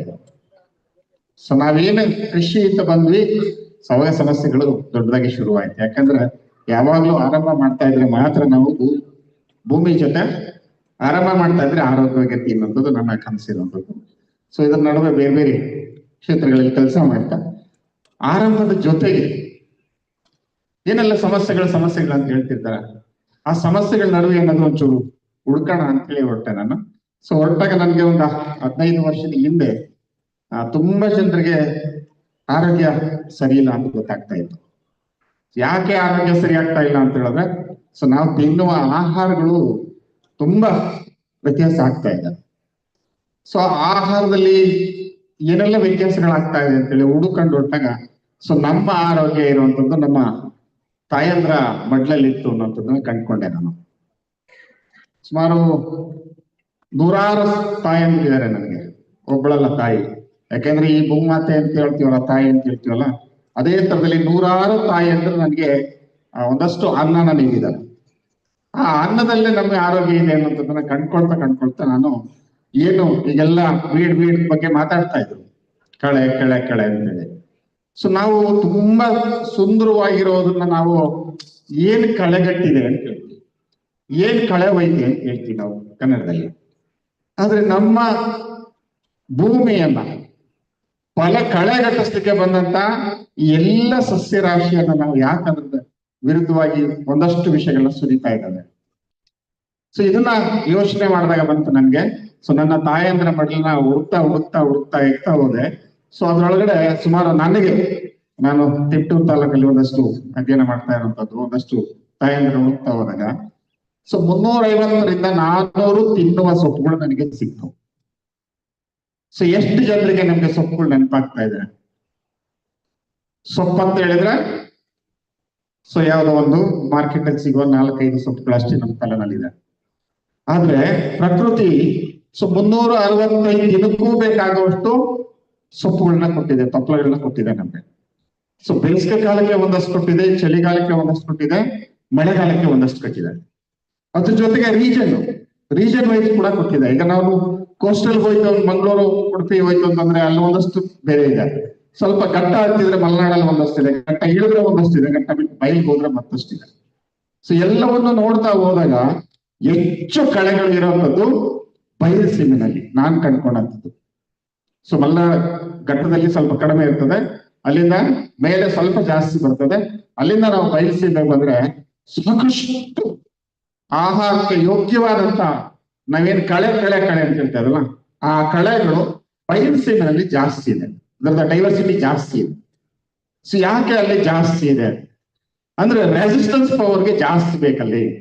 ಯಾಕಂದ್ರೆ ಹೆಚ್ಚು ಮಳೆ ಬರಲ್ಲ, ಆ ಮಳೆ ಬರದಿದ್ರು ಕೂಡ ಬೆಳೆಯುವಂತ ಒಂದು ಗುಣ ಇರುವಂತದ್ದು ನಮ್ಮ ಬಯಲು ಸೀಮೆಯ ಕಳೆಗಳ ಆಹಾರಯುಕ್ತ ಕಳೆಗಳಿಗೆ. ಸೊ ಆ ಕಳೆಗಳನ್ನ ನಾನು ಹುಡುಕ್ತಾ ಹೋದ್ರೆ ತುಂಬಾ ಕಳೆಗಳು ಆಹಾರವಾಗಿ ಔಷಧಿಯಾಗಿ ಬಳಕೆ ಆಗ್ತಾ ಇದೆ.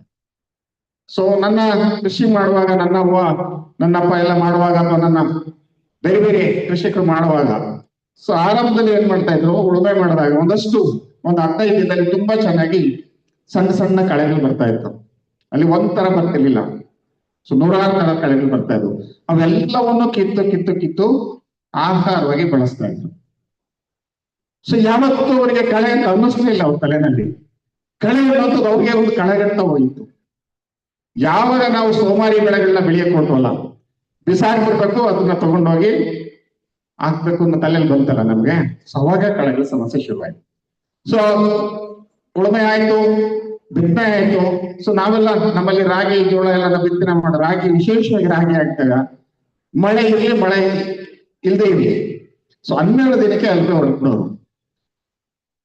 60 to 70% ಕಳೆನ ನಿರ್ವಹಣೆ ಅವ್ರು ಮಾಡ್ಕೊಳ್ತಾ ಇದ್ರು. ತಾವು ತಿಂದು ಉಳಿದಂತ ಕಳೆಗಳನ್ನ 60 to 70% ಅಲ್ಲಿ ಕಳೆನ ನಿರ್ಮೂಲನೆ ಇದಾಗ್ತಾ ಇತ್ತು. ಸೊ ಅದಕ್ಕೆ ಮಂಚ ಆಗ್ತಾ ಇತ್ತು, ಗೊಬ್ಬರ ಆಗ್ತಾ ಇತ್ತು ನಮ್ಮ ಕಳೆಗಳಿಗೆ. ಸೊ ಈಗ ಯಾರು ಉಳುಮೆ ಕಡೆ ಗಮನ ಇಲ್ಲ. ಸೊ ನಾವೆಲ್ಲ ಏನ್ ಮಾಡ್ತಾ ಇದ್ದೇವೆ, ಸೊ ಯಾವ್ದೋ ಟ್ರಾಕ್ಟರ್ ನೆಚ್ಕೊಂಡು ಕೆಲಸ ಮಾಡ್ತಾ ಇದ್ದಾರೆ. ಸೊ ಅವ್ನು ಒಂದೇ ದಿವಸ ಉಳುಮೆ ಮಾಡಿಸೋದು, ಭೂಮಿ ಆದಾಯ ಇದೆ ಅಂತ ಗೊತ್ತಾಗ್ತಾ ಇಲ್ಲ ನಮ್ಗೆ. ಅವನು ಬರೋ ಟೈಮ್ಗೆ ನಾವು ಉಳುಮೆ ಮಾಡಕ್ ಹೋಗಿ ನಮ್ಮ ಕೃಷಿನಲ್ಲಿ ಕಳೆಗಳು ಜಾಸ್ತಿ ಆಗ್ತಾ ಇದೆ. ಸೊ ಅದ್ರ ಜೊತೆಗೆ ಆ ಡೈವರ್ಸಿಟಿ ಇದೆಯಲ್ಲ, ಸೊ ಅಲ್ಲಿ ಬರುವ ಕಳೆ, ಇಲ್ಲಿ ಬರುವ ಕಳೆ, ಮತ್ತೆ ಘಟ್ಟದಲ್ಲಿ ಬರುವಂತ ಕಳೆಗಳು, ಬೇರೆ ಬೇರೆ ತರದ ಕಳೆಗಳು ನಮ್ಗೆ ಸಿಗ್ತಾ ಹೋಗುತ್ತೆ. ಅವೆಲ್ಲವೂ ಕೂಡ ಅಲ್ಲ ಸ್ಥಳೀಯ ಆಹಾರಗಳು, ಜೊತೆಗೆ ಆ ಋತುಮಾನಕ್ಕೆ ತಕ್ಕನಾದಂತ ಆಹಾರಗಳು. ನೇಚರು ಎಷ್ಟು ಸಮೃದ್ಧಿಯಾಗಿ ಕೊಟ್ಟಿದೆ ನಮ್ಗೆ ಅಂತ ಹೇಳಿದ್ರೆ, ಸೊ ಆ ಸೀಸನ್ಗೆ ಆ ರೀಜನ್ಗೆ ಏನ್ ಬೇಕೋ ಅದನ್ನ ಕೊಟ್ಟಿದ್ದಾರೆ. ಸೊ ನಾವೆಲ್ಲವನ್ನೂ ಸಾರ್ವತ್ರಿಕ ಮಾಡ್ತಾ ಹೋಗ್ತಾ ಇದ್ದೇವೆ. ಸೊ ನಮ್ಗೆ ಬೆಂಗಳೂರಲ್ಲಿ ಹೋಗಿ ನಮ್ಗೆ ಬಿಜಾಪುರ ಜೋಳ ರೊಟ್ಟಿ ಸಿಗ್ತದೆ, ಮೈಸೂರು ಮುದ್ದೆ ಸಿಗ್ತದೆ. ಸೊ ಈ ತರದಲ್ಲಿ ಮಾತಾಡ್ತಾ ಹೋಗ್ತಾರೆ. ಎಲ್ಲವೂ ಸಿಗುತ್ತೆ. ಆದ್ರೆ ಆ ಕೊಳ್ಳು ಭಾಗ್ಯ ಸಂಸ್ಕೃತಿ ಇದೆಯಲ್ಲ, ಸೊ ನಮ್ಮ ಎಲ್ಲ ಡೈವರ್ಸಿಟಿನ ಹಾಳು ಮಾಡ್ತಾ ಇದೆ. ಸೊ ಹಂಗಾಗಿ ಆ ಸೀಸನ್ ಅಲ್ಲಿ ಏನೆಲ್ಲ ಫುಡ್ಗಳನ್ನ ತಿನ್ಬೇಕಿತ್ತು ನಾವು ಅದನ್ನ ಕಡಿಮೆ ಮಾಡ್ತಾ ಹೋದು. 365 ದಿನ ಯಾವುದೋ ಒಂದು ಆಹಾರದ ಮೇಲೆ ಅವಲಂಬಿತರಾಗಿ ನಾವೇನಾಗ್ತಾ ಇದ್ದೇವೆ, ನಮ್ಮ ಆರೋಗ್ಯ ಕೆಡ್ತಾ ಇದೆ. ಸೊ ಆರೋಗ್ಯ ಕೆಡಬಾರ್ದು ಅಂತ ಹೇಳಿದ್ರೆ ಆ ರೀಜನ್ ಅಲ್ಲಿ ಏನ್ ಸಿಗ್ತದೆ ಆಹಾರಗಳು, ಸ್ಥಳೀಯವಾಗಿ ಸಿಗುವಂತ ಆಹಾರಗಳು ನಾವೇನಾದ್ರೂ ಬಳಸ್ತಾ ಹೋಯ್ತು ಅಂತ ಹೇಳಿದ್ರೆ, ಸೊ ನಮ್ಮ ಆರೋಗ್ಯ ನಮ್ಮ ಕೈ ಇರ್ತದೆ ಅಂತ. ಸೊ ಅದ್ರ ಜೊತೆಗೆ ಇನ್ನೊಂದು ಕಳೆಗಳ ಬಗ್ಗೆ ಮಾತಾಡುವಾಗ, ಸೊ ಜೇನು ಹುಳು, ಕೊನೆಯ ಜೇನು ಹುಳು ಸತ್ತ 2 ವರ್ಷದ ನಂತರ ಸೊ ಮನುಷ್ಯ ಸಂತತಿ ಇರಲ್ಲ ಅಂತ ತುಂಬಾ ಜನ ಮಾತಾಡ್ತಾ ಇರ್ತಾರೆ. ಆ ಕೊನೆಯ ಜೇನು ಹುಳ ಉಳ್ಕೋಬೇಕು ಅನ್ನೋದು ನಾವು ಯೋಚನೆ ಮಾಡ್ತಾ ಇಲ್ಲ. ಒಂದು. ಎರಡದು, ನಮ್ಮ ತೋಟಗಾರಿಕೆ ಬೆಳೆಗಳಲ್ಲಿ ಹೆಚ್ಚು ಹೀಲ್ಡಿಂಗ್ ಬರಬೇಕು ಅಂತ ಹೇಳಿದ್ರೆ ವಿಶೇಷವಾಗಿ ಜೇನುನೊಣಗಳು ಬೇಕು. ಸೊ ಅಲ್ಲಿ ಏನಾಗ್ತಾ ಇದೆ, ಸೊ ನಮ್ಗೆ ಯಾವ್ದೋ ಕ್ರಾಪ್, ಈಗ ಮಾವಿನ ಹಣ್ಣಿನ ಸೀಸನ್ ಇರ್ತದೆ, ಇನ್ಯಾವುದೋ ನೇರಳೆ ಸೀಸನ್ ಇರ್ತದೆ, ಇನ್ಯಾವುದೋ ಸೀಸನ್ ಅಲ್ಲಿ ಮಾತ್ರ ಹೂವು ಬಿಡುತ್ತದೋ. ಸೊ ಹಾಗಷ್ಟು ನಮ್ಗೆ ಆ ಟೈಮ್ಗೆ ಬೇಕಾದಂತ ಜೇನು ಹುಳುಗಳನ್ನ ವರ್ಷ ಪೂರ್ತಿ ಸಾಕುವಂತವ್ರು ಯಾರು ಅಂತ ಯೋಚನೆ ಮಾಡ್ಲಿಲ್ಲ ನಾವು, ಹೌದಲ್ವಾ? ಸೊ ನಮ್ ಸೀಸನ್ಗೆ, ಆ ಸೀಸನ್ಗೆ ಬಂದು ಆ ಕ್ರಾಪ್ನ ಹೆಚ್ಚು ಮಾಡ್ಲಿಕ್ಕೋಸ್ಕರನೇ ಜೇನು ಸಾಕಣೆ ಇದೆಲ್ಲ ಮಾಡ್ತಾ ಇದ್ದಾರಲ್ವಾ. ಆದ್ರೆ 365 ದಿನನೂ ಅದಕ್ಕೆ ಆಹಾರ ಕೊಡುವಂತವ್ರು ಯಾರು? ಯಾಕೆ ಯೋಚನೆ ಮಾಡ್ತಾ ಇಲ್ಲ ನಾವು ಪ್ರಕೃತಿ ಬಗ್ಗೆ? ಸೊ ಆ ಜೇನುಗಳನ್ನು ಉಳಿಬೇಕು ಅಂತ ಹೇಳಿದ್ರೆ, ಸೊ ಈ ತರ ಎಲ್ಲ ಕಳೆಗಳ ರಾಶಿಗಳು ಸಿಗ್ಬೇಕು. ಸೊ ನಾನೀಗ ಬೆಳಗ್ಗೆ ಸುಮ್ಮನೆ ಇಲ್ಲಿ ಒಂದು ಕ್ಯಾಂಪಸ್ ಅಲ್ಲಿ ಒಂದು ರೌಂಡ್ ಸುಮ್ಮನೆ ಬಂದು ತಿಂಡಿ ಮುಗಿಸ್ಕೊಂಡು ಒಂದು 150ರಿಂದ 200 ಕಳೆಗಳಿದೆ. ನಾವ್ ಅಂದ್ಕೊಂಡಿದ್ದೇವೆ ಕಳೆ ಅಂತೇಳಿ. ಸೊ ಅವ್ರೆಲ್ರೂ ಮಾಡ್ತಾ ಇರೋದೇನೋ, ಯಾವ್ದೋ ಒಂದು ಮರದ, ಯಾವ್ದೋ ಒಂದು ವಿದೇಶದ ಗಿಡಗಳನ್ನ ಅಥವಾ ಇನ್ಯಾವುದೋ ಮಲೆನಾಡಲ್ಲಿ ಬೆಳೆಯುವಂತ ಗಿಡಗಳನ್ನ ತಂದು ಅಲ್ಲಾಕಿ ಸ್ಥಳೀಯ ಏನ್ ಕಳೆಗಳು ಅಂತ ನೀವ್ ಹೇಳ್ತಾ ಇದ್ದೀರಿ, ನಾನ್ ಕಳೆಗಳು ಅಂತ ಯಾವತ್ತೂ ಹೇಳ್ತಿಲ್ಲ. ಅವು ನನ್ನ ಅನ್ನ, ಅವು ಆಯಾ ಕಾಲಕ್ಕೆ ಅನುಗುಣವಾದ ಅನ್ನಗಳವು. ಸೊ ಅವು ಎಲ್ಲವೂ ಕೂಡ ನಾವು ಹಾಳು ಮಾಡ್ತಾ ಇದ್ದೇವೆ. ಸೊ ಇದಾಗಬಾರದು ಹೇಳಿದ್ರೆ ನಾವೇನ್ ಮಾಡ್ಬೇಕಿದೆ, ಮೊದಲು ನಾವು ಬಳಸೋದನ್ನ ಕಲಿಬೇಕಿದೆ. ನಾವೆಲ್ಲರೂ ಏನು ವೀಡ್ ಅಂತ ಹೇಳ್ತಾ ಇದ್ರಲ್ಲ ನೀವು, ಕಳೆಗಳನ್ನ ನಮ್ಮ ಆಹಾರದಲ್ಲಿ ಬಳಸಕ್ ಶುರುವಾಯ್ತು ಅಂತ ಹೇಳಿದ್ರೆ, ಸೊ ನಾವು ಯಾವುದೇ ಅಂಗಡಿಗಳಿಂದ ಗೊಬ್ಬರ ತಂದು ಹಾಕದ್ ಬೇಕಿಲ್ಲ, ಬೀಜ ತಂದು ಹಾಕದ್ ಬೇಕಿಲ್ಲ. ನೀವು ಯಾವ್ದೋ ಕಂಪನಿಯ ಬೀಜಗಳನ್ನ ತಂದಾಕಿ ಉಳುಮೆ ಮಾಡಿ ನೀರ್ ಹಾಕಿ ಏನೆಲ್ಲ ಮಾಡ್ತಾ ಇದ್ದಾವಲ್ವಾ, ಅದು ಏನೋ ಇಲ್ಲದೆ ನಿಮ್ಗೆ ಸಾಕಷ್ಟು ಆ ಸೀಸನ್ಗೆ ತಕ್ಕನಾದಂತ ಆಹಾರಗಳು ಸಿಗ್ತಾ ಇದೆ. ಅದು ಬಳಸುವಂತದ್ದನ್ನ ಒಂಚೂರು ಯೋಚನೆ ಮಾಡಿದ್ರೆ, ಸೊ ನಾಳೆ ಅದನ್ನ ಉಳಿಸೋದಿಕ್ಕೆ ಯೋಚನೆ ಮಾಡ್ತೇವೆ. ಸೊ ಅದು ಉಳಿತು ಅಂತ ಹೇಳಿದ್ರೆ ನೆಕ್ಸ್ಟ್ ನಾವು ಅದನ್ನ ಬೆಳೆಸಲಿಕ್ಕೆ ಯೋಚನೆ ಮಾಡ್ತೇವೆ. ಆಹಾರದ ಸಮಸ್ಯೆ ನಿಮ್ಗೆ ಆಗಲ್ಲ ಅನ್ನೋಂಥದ್ದು ನನ್ನ ಅಧ್ಯಯನದಲ್ಲಿ ಕಂಡುಕೊಂಡಂಥದ್ದು ಸತ್ಯ. ಸೊ ಅದ್ರ ಜೊತೆಗೆ ನಾವು ಹಳ್ಳಿಗಳಲ್ಲಿ ನೋಡ್ತಾ ಇದ್ದೇವೆ, ಸೊ ಯಾರ್ದೋ ಹೊಲದಲ್ಲಿ, ಯಾರ್ದೋ ತೋಟದಲ್ಲಿ ಒಂದಷ್ಟು ಕಳೆಗಳಿರುತ್ತೆ, ಇನ್ಯಾರ್ದೋ ತೋಟದಲ್ಲಿ ಬೇರೆ ಇನ್ಯಾವುದೋ ಕಳೆ ಇರುತ್ತೆ, ಬೇರೆ ಕಳೆ ಇರ್ತದೆ. ನಾವು ಊರವ್ರು ಯಾವತ್ತೂ ಕೂತು ಮಾತಾಡ್ಲಿಲ್ಲ. ಸೊ ಈ ಬೆಳೆ ನಿನ್ನಲ್ಲಿದೆ, ಇದನ್ನ ನನಗೆ ಕೊಡು, ಇದು ನಾನು ತಿಂತೀನಿ, ಸೊ ನನ್ನಲ್ಲಿ ಇದಿದೆ ಕೊಡಿ ಅಂತ ಶೇರ್ ಮಾಡ್ಕೊಳ್ಳುವಂತ ಮನಸ್ಥಿತಿಗಳಿಲ್ಲ. ಯಾಕೆಂದ್ರೆ ಒಂದು ಊರಲ್ಲೂ ಕೂಡ ಬೇರೆ ಬೇರೆ ತಾಪಮಾನದಲ್ಲಿ, ಈಗ ಸೌಳು ಮಣ್ಣಲ್ಲಿ ಒಂದಷ್ಟು ಕಳೆಗಳು ಬರ್ತದೆ, ಗದ್ದೆಗಳಲ್ಲಿ ಒಂದಷ್ಟು ಕಳೆ ಬರ್ತದೆ, ದಿಬ್ಬದ ಮೇಲೆ ಒಂದಷ್ಟು ಕಳೆಗಳು ಬರ್ತದೆ. ಆ ಕಳೆಗಳನ್ನ ಆಹಾರ ಅನ್ನುವಂತ ಒಂದು ಗುರ್ಸುವಂತ ಕೆಲಸನ ನಾವು ಮಾಡ್ಲಿಲ್ಲ. ಸೊ ಈ ಎಲ್ಲ ಆಹಾರಗಳನ್ನು ನಾವು ಹಳ್ಳಿಗಳಲ್ಲಿ ಸರಿಯಾಗಿ ಏನಾದ್ರು ನಿರ್ವಹಣೆ ಮಾಡ್ಕೊಂತ ಹೇಳಿದ್ರೆ, ಸೊ ಇಡೀ ಊರಿಗೆ ನಾವು ಬೇರೆ ಎಲ್ಲಿಂದಲೂ ಆಹಾರಗಳನ್ನ ತಂದು ತಿನ್ನೋದ್ ಬೇಕಾಗಲ್ಲ. ಸೊ ನಮ್ಮ ಆಹಾರ ನಮ್ಮ ಹಳ್ಳಿನಲ್ಲಿದೆ. ಸೊ ನಮ್ಮ ಆಹಾರ ಮತ್ತು ನಮ್ಮ ಆರೋಗ್ಯ ಕೂಡ ನಮ್ಮ ಹಳ್ಳಿನಲ್ಲಿದೆ. ಸೊ ಇವತ್ತೆಲ್ಲರೂ ಆರೋಗ್ಯ ಕೆಡ್ತಾ ಇದೆ ಅಂತಂದ್ರೆ ಅದೇನಿದ್ರು ನಾವು ಬೇರೆ ಆಹಾರಗಳನ್ನ ತಗೊಳ್ತಾ ಇದೆ, ಒಂದು ಬೇಜಾರಾಗಿರುವಂಥದ್ದು. ಅದ್ರ ಜೊತೆಗೆ ನಾವು ಯಾವ್ದನ್ನಾದ್ರೂ ನೋಡಿದ ತಕ್ಷಣನೇ ನಿಜವಾಗ್ಲೂ ನಮ್ಮ ಆಹಾರ ಡೈಜೆಷನ್ ಆಗ್ತೀವಿ ಅಂತ ಹೇಳ್ಬೇಕಿದೆ ನಮ್ಮ ಕರಳು. ಸೊ ಯಾರಿಗೂ ಕರಳಿನ ಕೂಗು ಕೇಳ್ತಾ ಇಲ್ಲ. ಎಲ್ರಿಗೂ ಏನಾಗಿದೆ ಅಂತ ಹೇಳಿದ್ರೆ ನೋಟ ಚೆನ್ನಾಗಿರ್ಬೇಕು, ನಾಲ್ಗೆ ರುಚಿ ಚೆನ್ನಾಗಿರ್ಬೇಕು, ಇವೆರಡು ಬಿಟ್ರೆ ಬೇರೆ ಯೋಚನೆ ಮಾಡ್ತಾ ಇಲ್ಲ. ನಾವು ಯಾವುದೇ ತಿನ್ನುವ ಆಹಾರ, ಸೊ ನಾವ್ ಯಾವ್ದೋ ಒಂದು ಗಿಡ ನೋಡಿರೋದು ನಾನು ಕರಗಿಸ್ತೀನಿ ಅಂತ ಹೇಳಿ ನನ್ನ ಜನ ಹೇಳ್ಬೇಕಿದೆ ಅದು. ಸೊ ಈ ಕೂಗು ಯಾರಿಗೂ ಕೇಳ್ತಾ ಇಲ್ಲ. ಸೊ ಎಲ್ರಿಗೂ ಆರೋಗ್ಯ ಕೆಡ್ತಾ ಇದೆ. ಸೊ ಆ ನಿಟ್ಟಲ್ಲಿ ನಾನು ಒಂದಷ್ಟು ಕಳೆಗಳನ್ನ ನಾನು ಕೆಲಸ ಮಾಡ್ತಾ ಇರೋಂಥದ್ದು. ಸೊ ಇಲ್ಲಿ ನೋಡಿ, ಇಲ್ಲಿ ತುಂಬಾ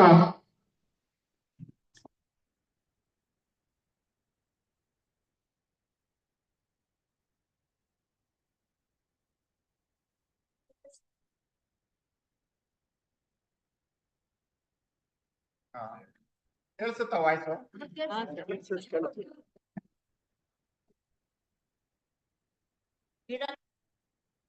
ಗಿಡ ಕಾಣಿಸಲ್ಲ.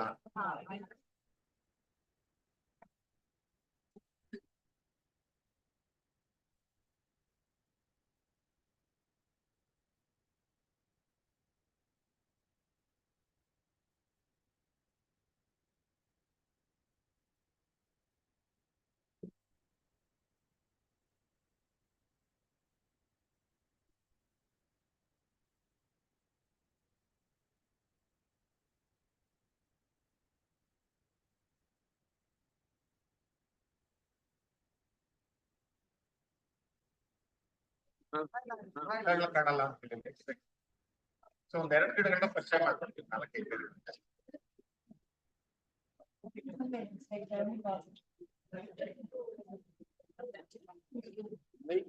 ಸ್ಪಷ್ಟವಾಗಿ ಕೇಳುತ್ತೆ. ಮೈಕ್ ಇಲ್ಲಿದ್ರೆ ನನ್ನ ವಾಯ್ಸ್ ತುಂಬಾ ಚೆನ್ನಾಗಿ ಕೇಳುತ್ತೆ. ಬಟ್ ಗಿಡಗಳಿದೆಯಲ್ಲ ಸ್ವಲ್ಪ ಬೆಳಗ್ಬೇಕಾಗತ್ತೆ ಅಷ್ಟೇ, ಬೇರೆ ಏನಲ್ಲ. ವಾಯ್ಸ್ ಎಲ್ಲಿರೋರ್ಗು ಕೇಳಿಸುತ್ತಲ್ಲ ನನ್ನ ವಾಯ್ಸು. ಇಲ್ಲಿಂದ ಬರ್ತಾ ಇದೆ, ಅದು ಒಳಗಿಲ್ಲ, ಗಂಟ್ಲಿಂದ ಬರ್ತಾ ಇಲ್ಲ ವಾಯ್ಸ್.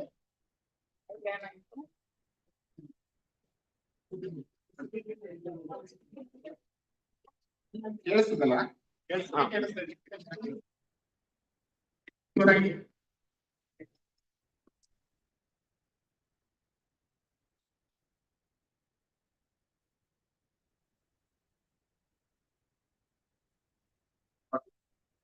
ಸೊ ವಿಶೇಷವಾಗಿ ಉದಾಹರಣೆ ಅಂತ ಕರಿತೇವೆ ನಾವು ಲೋಕಲ್ ಆಗಿ, ಅಂಡೆ ಸೊಪ್ಪು, ಕೊಮ್ಮೆ ಸೊಪ್ಪು ಅಂತ ಕರೀತಾರೆ ಕೆಲವರು. ಇಲ್ಲಿ ನಮ್ಮ ಯೂನಿವರ್ಸಿಟಿ ಒಳಗೆ ತುಂಬಾ ಬೆಳೆದಿದೆ. ಉದಾಹರಣೆ ಅರಿಷ್ಟ ಚೂರ್ಣ ಅಂತೇಳಿ ಮಾಡಿ ನೀಟಾಗಿ ಪಾತ್ರೆಗಳಲ್ಲಿ ಹಾಕಿ ಡಬ್ಬಗಳಲ್ಲಿ ಹಾಕಿ ನಮ್ಗೆ ಕೊಡ್ತಾ ಇದ್ದಾರೆ. ಆಕ್ಚುಲಿ ಇದು ಎಂತ ಒಂದು ಅಂದ್ರೆ ಸತ್ತೋಗಿದ್ರೆ ಜೀವಕೋಶಗಳಿಗೂ ಒಂದು ಜೀವ ಕೊಡುವಂತ ಶಕ್ತಿ ಇರುವಂತ ಒಂದು ಅಮೂಲ್ಯವಾದ ಆಹಾರಗಳಿವೆಲ್ಲ.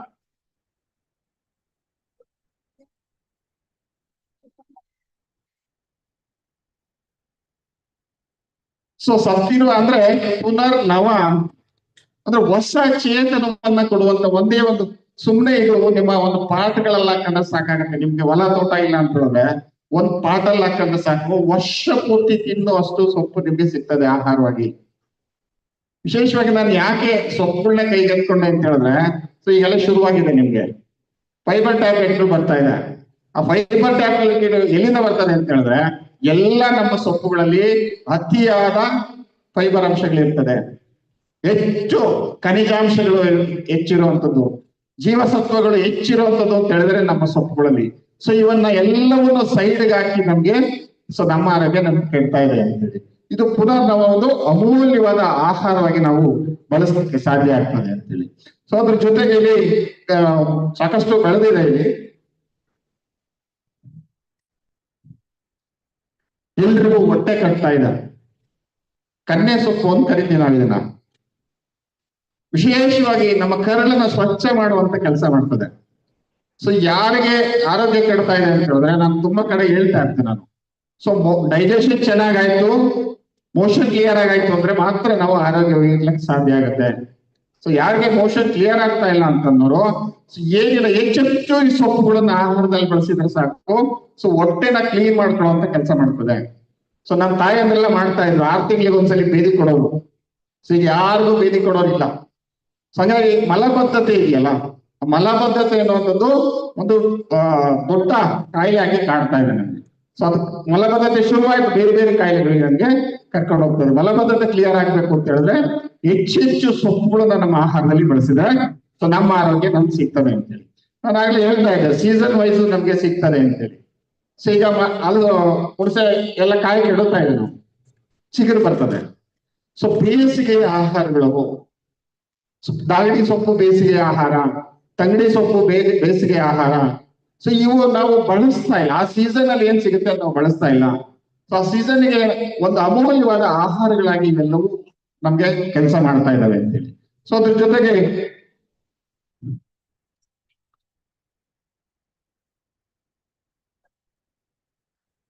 ಸೊ ಇದು ಒಂದು ಕಳೆಗಳ ಸಂಜೆ ಮಲ್ಲಿಗೆ ಕರೀತಾರೆ ಇದನ್ನ. ಸೊ ಇಲ್ಲೆಲ್ಲ ಬೆಳೆದಿದೆ ಆಚೆನಲ್ಲಿ. ಸೊ ಇವೆಲ್ಲವೂ ಕೂಡ ನಮ್ಮ ಆಹಾರಗಳು.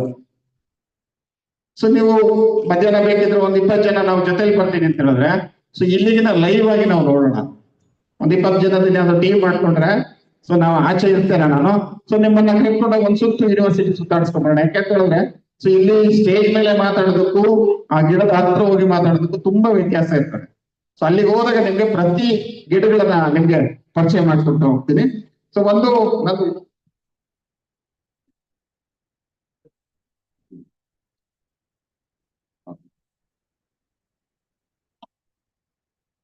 ಇನ್ನೊಂದು ಸ್ವಲ್ಪ ನಿನ್ನೆ ತಗೊಂಡ್ಬಂದಿದ್ದೆಲ್ಲ ಬಾಡಿದ್ದಾವೆ ಸೊಪ್ಪುಗಳು ಬಾಡಿದೆ ಎಲ್ರು. ಯಾಕೆ ನಿನ್ನೆ ತಗೊಂಡಿದ್ರಿಂದ ಸಮಸ್ಯೆ ಇಲ್ಲ, ನಾನು ಆಮೇಲೆ ಮಾತಾಡಿಸ್ತೇನೆ, ನಾನು ಆಚೆ ಕರ್ಕೊಂಡು ಹೋಗಿ ಆಗ್ಬೋದಾ. ಸೊ ಇವು ವಿಶೇಷವಾಗಿ ಗಡಿಕೆ ಸೊಪ್ಪು ನಮ್ಮ ಮಳೆಗಾಲದಲ್ಲಿ ತುಂಬಾ ಬರ್ತದೆ ನಮಗೆ. ಯಾಕಂದ್ರೆ ಮಳೆಗಾಲದಲ್ಲಿ ಸ್ವಲ್ಪ ಶೀತ ಜಾಸ್ತಿ ಆಗ್ತದೆ. ಶೀತ ಆದಾಗ ಪ್ರತಿ ಮನೆಯಲ್ಲಿ ಇದನ್ನ ಆಹಾರವಾಗಿ ಬಳಸ್ತಾ ಇರ್ತಾರೆ. ವಿಶೇಷವಾಗಿ ನಾವು ಬಾಣಂತಿಯರಿಗೆ ವಿಶೇಷವಾಗಿ ಈ ಆಹಾರಗಳನ್ನ ನಾವು ಬಳಸ್ತೀವಿ. ಯಾಕಂತಂದ್ರೆ ದೇಹದ ಶಾಂತವಾಗಿ ಇಟ್ಕೊಳ್ಳುವಂತ ಕೆಲಸ ಮಾಡ್ತಿದ್ದಾರೆ. ಈ ತರ ಸಾಕಷ್ಟು ಆಹಾರಗಳು ನಮ್ಮ ಇದರೊಳಗಡೆ ಇದ್ದಾವೆ. ಅದ್ರ ಜೊತೆಗೆ ಎಲ್ಲ ನಾವು ಪಾಲಕಿಗೆ ಹೋಗ್ತಿದ್ದೇವೆ.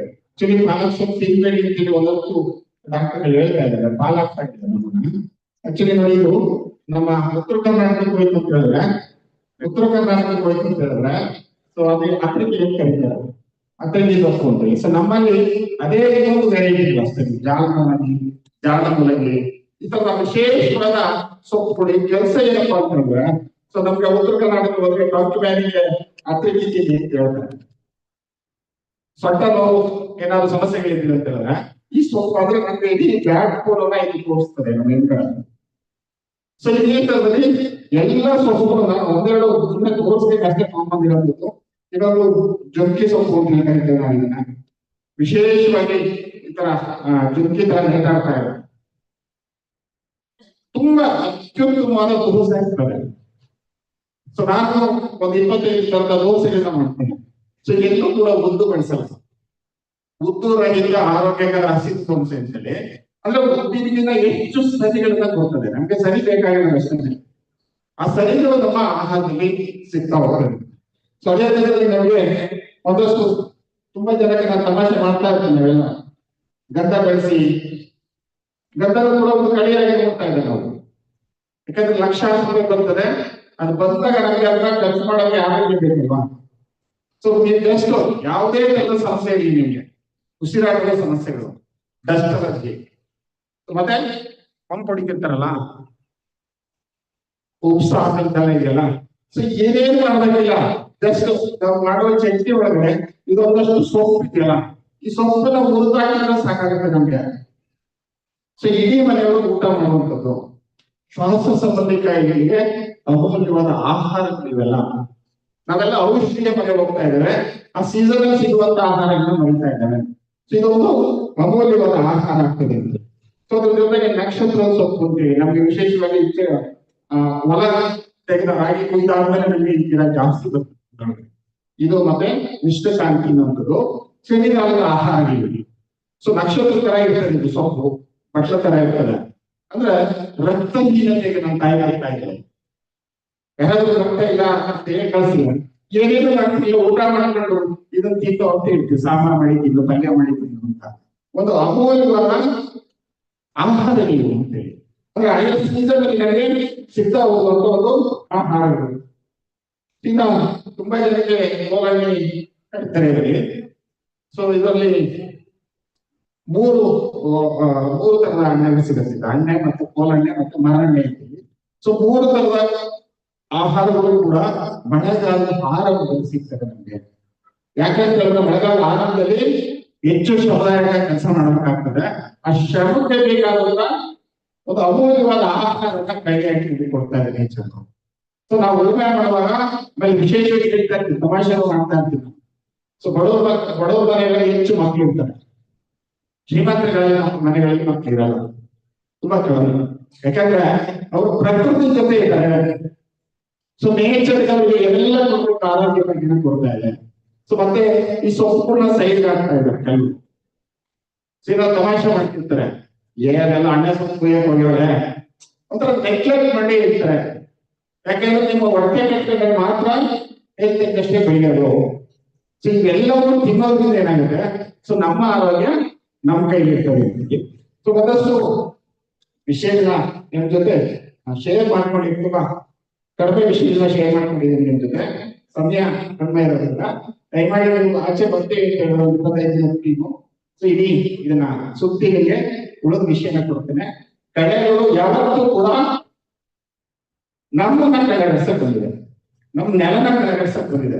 ಯಾಕಂದ್ರೆ ಒಂದೊಂದು ಕಳೆಗಳು ಕೂಡ ಆ ಭೂಮಿಯಲ್ಲಿರುವ ಸಾರ ಏನಿದೆಯಲ್ಲ, ಸಾರನ ಹೆಚ್ಚು ಮಾಡಿಸ್ಲಿಕ್ಕೆ ಬಂದಿದೆ. ನಾವು ಬೆಳೆಯುವ ಬೆಳೆಗಳಿಗೆ ಬೇಕಾದ ಆಹಾರಗಳನ್ನ ಕೊಡೋಕೆ ಕಳೆ ಬಂದಿದೆ. ಅದನ್ನ ನಿರ್ವಹಣೆ ಮಾಡುವಂತದನ್ನ ನಮ್ಮ ಪರಂಪರೆಯ ಜ್ಞಾನಗಳೇನಿದೆಯಲ್ಲ, ನಮ್ಮ ಹಿರಿಯರಿದೆಯಲ್ಲ, ಅವನ್ನ ಒಂದಷ್ಟು ತಗೊಂಡ್ರೆ ಸಾಕು ನಮ್ಮ ಆರೋಗ್ಯ ಸುಧಾರಿಸೋದು. ನಮ್ಮ ಕೃಷಿನಲ್ಲೂ ಕೂಡ ಕಳೆಗಳ ಮೇಲೆ ನಿರ್ಲಕ್ಷ್ಯ ಮಾಡುವಂಥದ್ದು ತಪ್ಪದೆ ಅಂತ ಹೇಳ್ತಾ, ನನಗೆ ಕೊಟ್ಟ ಅವಕಾಶದಲ್ಲಿ 2 ಮಾತು ಹೇಳಿ ಅವಕಾಶ ಕೊಟ್ಟಿದ್ದಕ್ಕೆ ಧನ್ಯವಾದಗಳು. Thank you.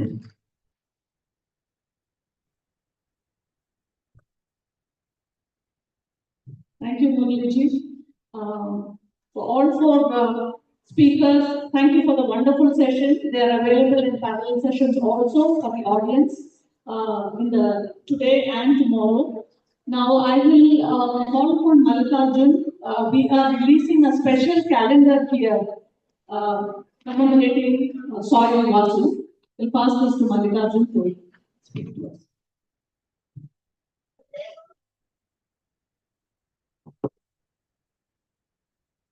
ಮತ್ತೆ ಸಂತೋಷ್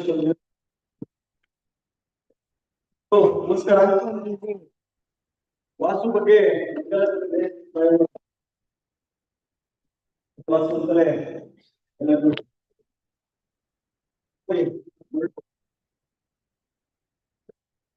ಸರ್ ಪ್ಲೀಸ್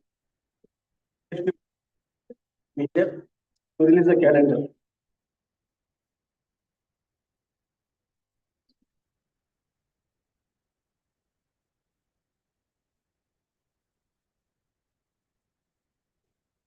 ವಾಸು ಅನಿರೀಕ್ಷಿತವಾಗಿ ನಮ್ಮನ್ನ ಅಗಲಿದ್ರು ಕಳೆದ ವರ್ಷ.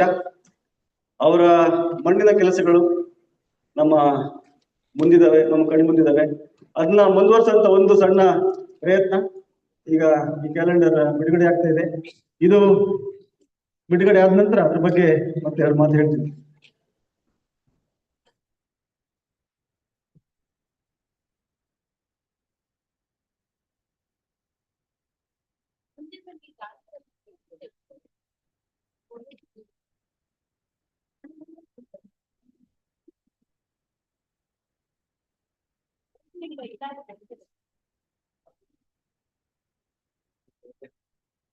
ವಾಸು ಅವರ ಬಗ್ಗೆ ಬಿಡುಗಡೆ ಆಗಿರಂತ ಕ್ಯಾಲೆಂಡರ್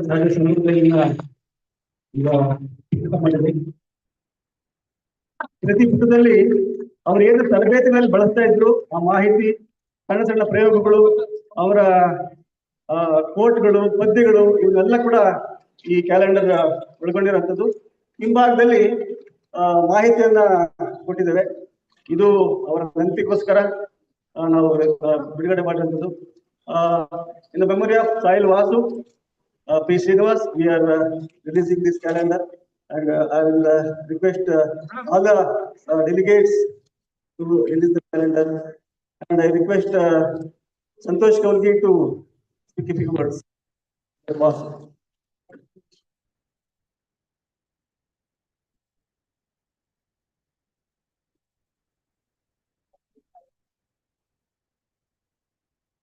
ಗೆಳೆಯ ವಾಸು ತೀರೋಗಿ ಒಂದು 6-7 ತಿಂಗಳಾಗ್ತಾ ಇದೆ. ಅವ್ರನ್ನ ಕಳ್ಕೊಂಡಂತ ನಾವೆಲ್ಲ ಸ್ನೇಹಿತರು ಒಂದು ರೀತಿ ಅನಾಥರಾಗಿದ್ದೀವಿ. ವಾಸು ಅವರು ಇವತ್ತು ಇಲ್ಲಿದ್ದಿದ್ರೆ ಕಳೆದ ಸಮಾವೇಶದಲ್ಲಿ ನಮ್ಗೆಲ್ಲ ಆದಷ್ಟು ಹಾಸ್ಯ ಮಾಡ್ತಾ ಇದ್ರು. ಬೇಕಾದಷ್ಟು ಹಾಡುಗಳು ಒಂದು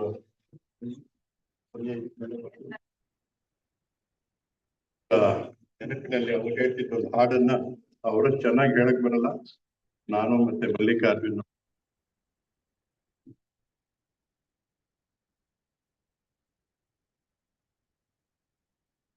ಹೇಳಕ್ ಬರಲ್ಲ. ಅವ್ರು ಇದ್ದಿದ್ರೆ ಈ ಹಾಡು ಖಂಡಿತ ಹೇಳ್ತಾ ಇದ್ರು.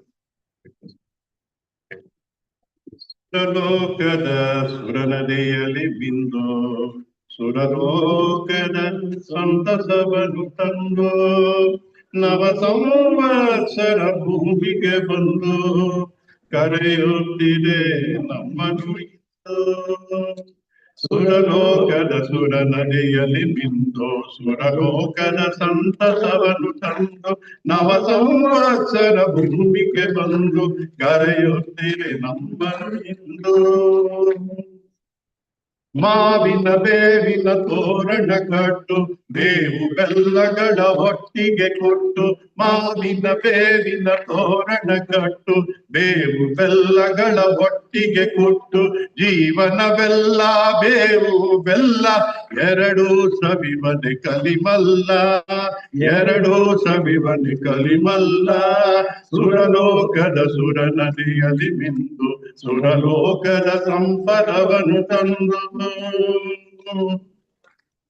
ಗೀತೆಯ ಘೋಷದಿ ನವ ಅತಿಥಿಯ ಕರೆ ಹೃದಯ ದ್ವಾರವನ ಗಲಕ್ಕೆ ತೆರೆ ತೆರೆ. ಗೀತೆಯ ಘೋಷದಿ ನವ ಅತಿಥಿಯ ಕರೆ ಹೃದಯ ದ್ವಾರವನ ಗಲಕ್ಕೆ ತೆರೆ ತೆರೆ. ನವ ಜೀವನ ರಸ ಬಾಳಿಗೆ ಬರಲಿ ನೂತನ ಸಾಹಸವೇ ತರಲಿ, ನೂತನ ಸಾಹಸವೇ ತರಲಿ. ಸುರಲೋಕದ ಸುರ ನದಿಯಲ್ಲಿ ಬಿಂದು ಸುರಲೋಕದ ಸಂಪದವನ್ನು ತಂದು. ಹೊಸ ಮರದಲ್ಲಿ ಹೂ ತುಂಬಿದೆ ನೋಡು ಆಲಿಸು ಜೇನಿನ ಹಬ್ಬದ ಹಾಡು. ಹೊಸ ಮರದಲ್ಲಿ ಹೂ ತುಂಬಿದೆ ನೋಡು ಆಲಿಸು ಜೇನಿನ ಹಬ್ಬದ ಹಾಡು. ಜೀವನವೆಂಬುದು ಹೂವಿನ ಬೀಡು ಕವಿಯದೆ ಹೆಜ್ಜೆ ನಿನಗೂಡು, ಕವಿಯದೆ ಹೆಜ್ಜೆ ನಿನಗೂಡು. ಸುರಲೋಕದ ಸುರ ನದಿಯಲ್ಲಿ ಮಿಂದು ಸುರಲೋಕದ ಸಂಪದವನ್ನು ತಂದು ನವ ಸಂವತ್ಸರ ಭೂಮಿಗೆ ಬಂದು ಕರೆಯುತ್ತಿದೆ ನಮ್ಮನು ಇಂದು. Thank you.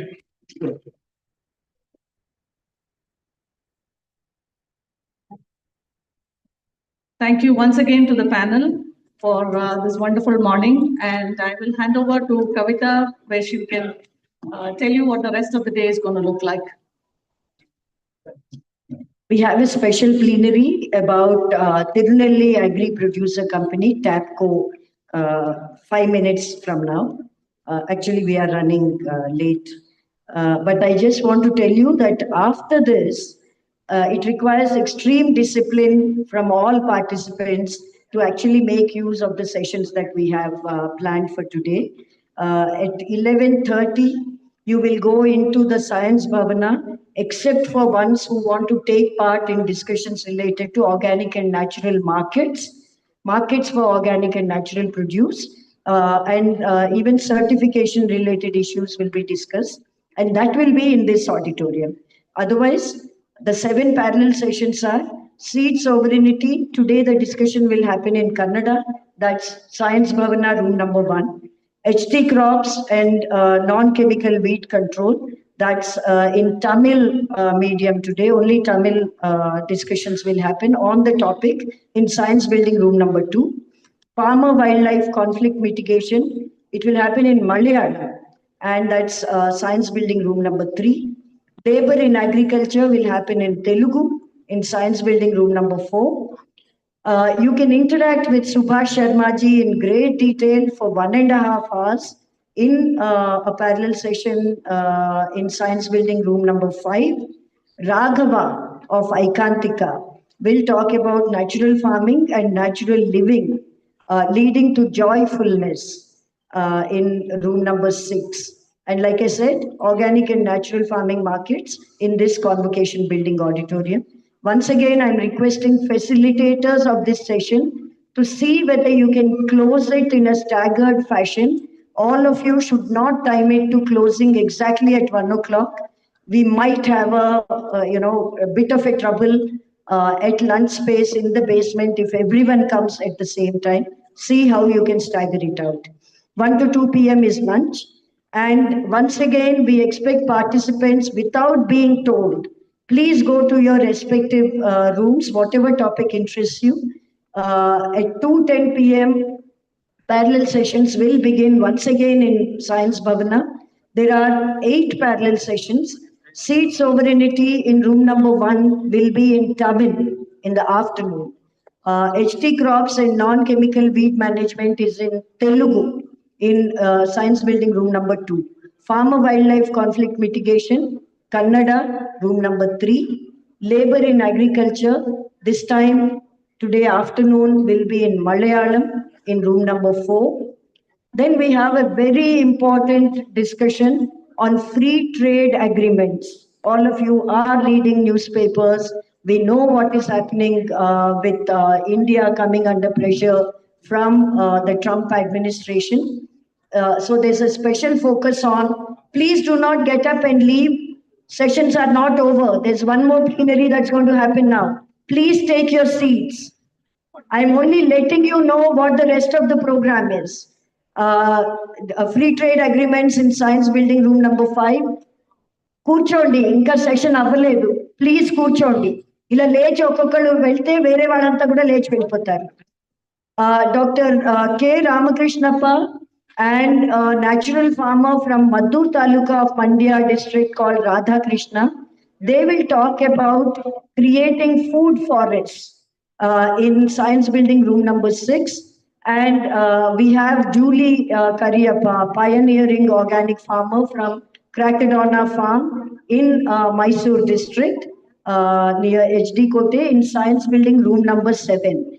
So you have very interesting interactions happening with practitioner farmers, both now after the special plenary and in the afternoon parallel sessions.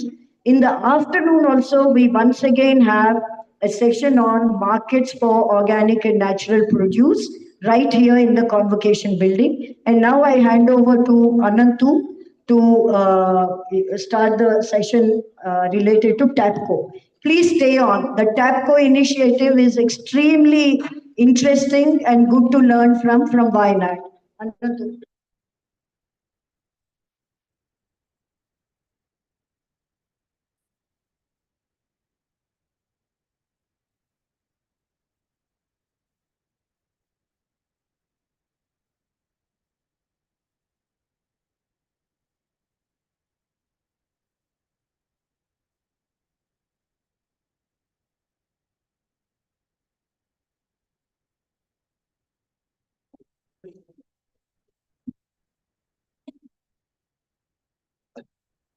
Good morning, everybody. TAPCO and Rajesh are very close to my heart. But I don't think I need to talk much about TAPCO because that's what Rajesh is going to talk to you about. I just want to briefly introduce the people behind it. 2 of the most important people behind it are Master Johnson. Please come to the stage. Master Johnson was a school teacher who's an organic farmer himself. He's the chairman of TAPCO. Please give him a big hand. And he has been playing a pivotal role for TAPCO. And then we have the CEO of TAPCO, Rajesh. Please come in, Rajesh. Give him a big hand. So I'm not going to talk about TAPCO. I just thought I'll give a small introduction about Rajesh, who still does not dye his hair, so he still represents Asha as the young wing, youth wing of Asha. So he also, just 2 years back, he got the state award. Both of them are state awardees for organic farming, by the way. Rajesh got something for the youth organic farmer, isn't it? Something like that. So he has been the youth representative of us. But I should tell you, long back in 2010, when I was a part of a small protest against GM, we were all shouting Vende, Venda, BT Cotton Venda, and all in Wayanad, of all the places, protest. So this young lad was just next to me, just walking across along with us, and we were talking, and then he was just saying, so he was telling, ಈಗ ನಾವು ಟ್ಯಾಪ್ಕೋ ಒಂದು F P O ಅದರ ಬಗ್ಗೆ ಈಗ ಒಂದು session ಆಗ್ತಾ ಇದೆ. ರಾಜೇಶ್ ಕೃಷ್ಣನ್ ಮತ್ತು ಜಾನ್ಸನ್ ಇವರು ನಮ್ಮ ವೇದಿಕೆಯಲ್ಲಿ ಇದ್ದಾರೆ. ಅನಂತು ಅವರ ಪರಿಚಯ ಮಾಡ್ತಾ ಇದ್ದಾರೆ. We know those people here, that's all. No? It's like that. So this man also said that. And at that time, he was heading the agricultural campaign in Greenpeace. In Greenpeace itself, what Rajesh did, why I am saying this is, a couple of things we all need to know. The ideals behind the person behind some of these idealistic movements, then it becomes. So Rajesh, when he was in Greenpeace, he said, hereafter don't increase my salary. You might come to a stage where people who are reporting to me or who have joined after me need to be given a hike. You please do that. Don't bother about me, but don't increase my salary hereafter. So that is Rajesh. That is his outlook generally, for if you can guess what sort of a person he is from there. So from Greenpeace, I used to work with him on various campaigns like this. So from there, I thought he would not. And I thought my resolve is getting stronger. This is also one more youth Chumma telling me something, because he was pivot for a lot of campaigns there. His wife gave birth to a kid. They were in Bangalore. Wife was working in a very good, great organization, in a very happy job. Kid is also born. I said, okay, Rajesh, no chance. He's going to be married to Bangalore. No, he will not move anyway. Suddenly he says, he quit the job, ran, moved there, built a house. While building a house only, there he was staying there. And from there, he built an organization which you cannot differentiate whether it is an organization or a movement. Very rarely in India you find when somebody builds a FPO and it is totally organic. Because the person that he is, till date, this Tirunelli agri-producer company has not used plastic to sell their rices. Can you believe it? That is what makes this the great thing. It was all organic, all of them organic farmers, more than 100 farmers organic. All of them share the practices. He didn't just bring the agricultural practices. There is basically the harvest and the sowing and the transplanting time used to be a celebration, isn't it, in India? We all forgot that. How we forgot the agricultural practices. We also forgot this. He and his team revived that also. They singing and transplanting, that became, Kambalanati became a big, it was followed by so many people. That video was watched by so many people. That became a news. So it's about reviving safe food. It's about reviving all this very good practices. So they all have control over the seed, their practices and everything, and the market. Their farmers are given very good price. They have created a very good market. It's an excellent thing. But for me, what is important is each and every farmer and every person behind it, like Johnson, Master, or Rajesh, or everybody, they have been extremely fantastically organic. They have been leading a life that should be set in whole of India. I can challenge, there is no FPO which will be fully organic like them and which would be buying all the produce of all the farmers behind them. And for that, the struggles that he has gone through is just phenomenal. And how they overcome is the story that he's going to share with us. Give a big hand again to all of them in the agro-producer company and to Rajesh especially. I am saying this, one more thing. I specifically told him, because just before we are coming here, he said, talk only about TAPCO, don't talk about me. That's what Rajesh told me. There was a condition he told me. I lived up to that. Thank you all.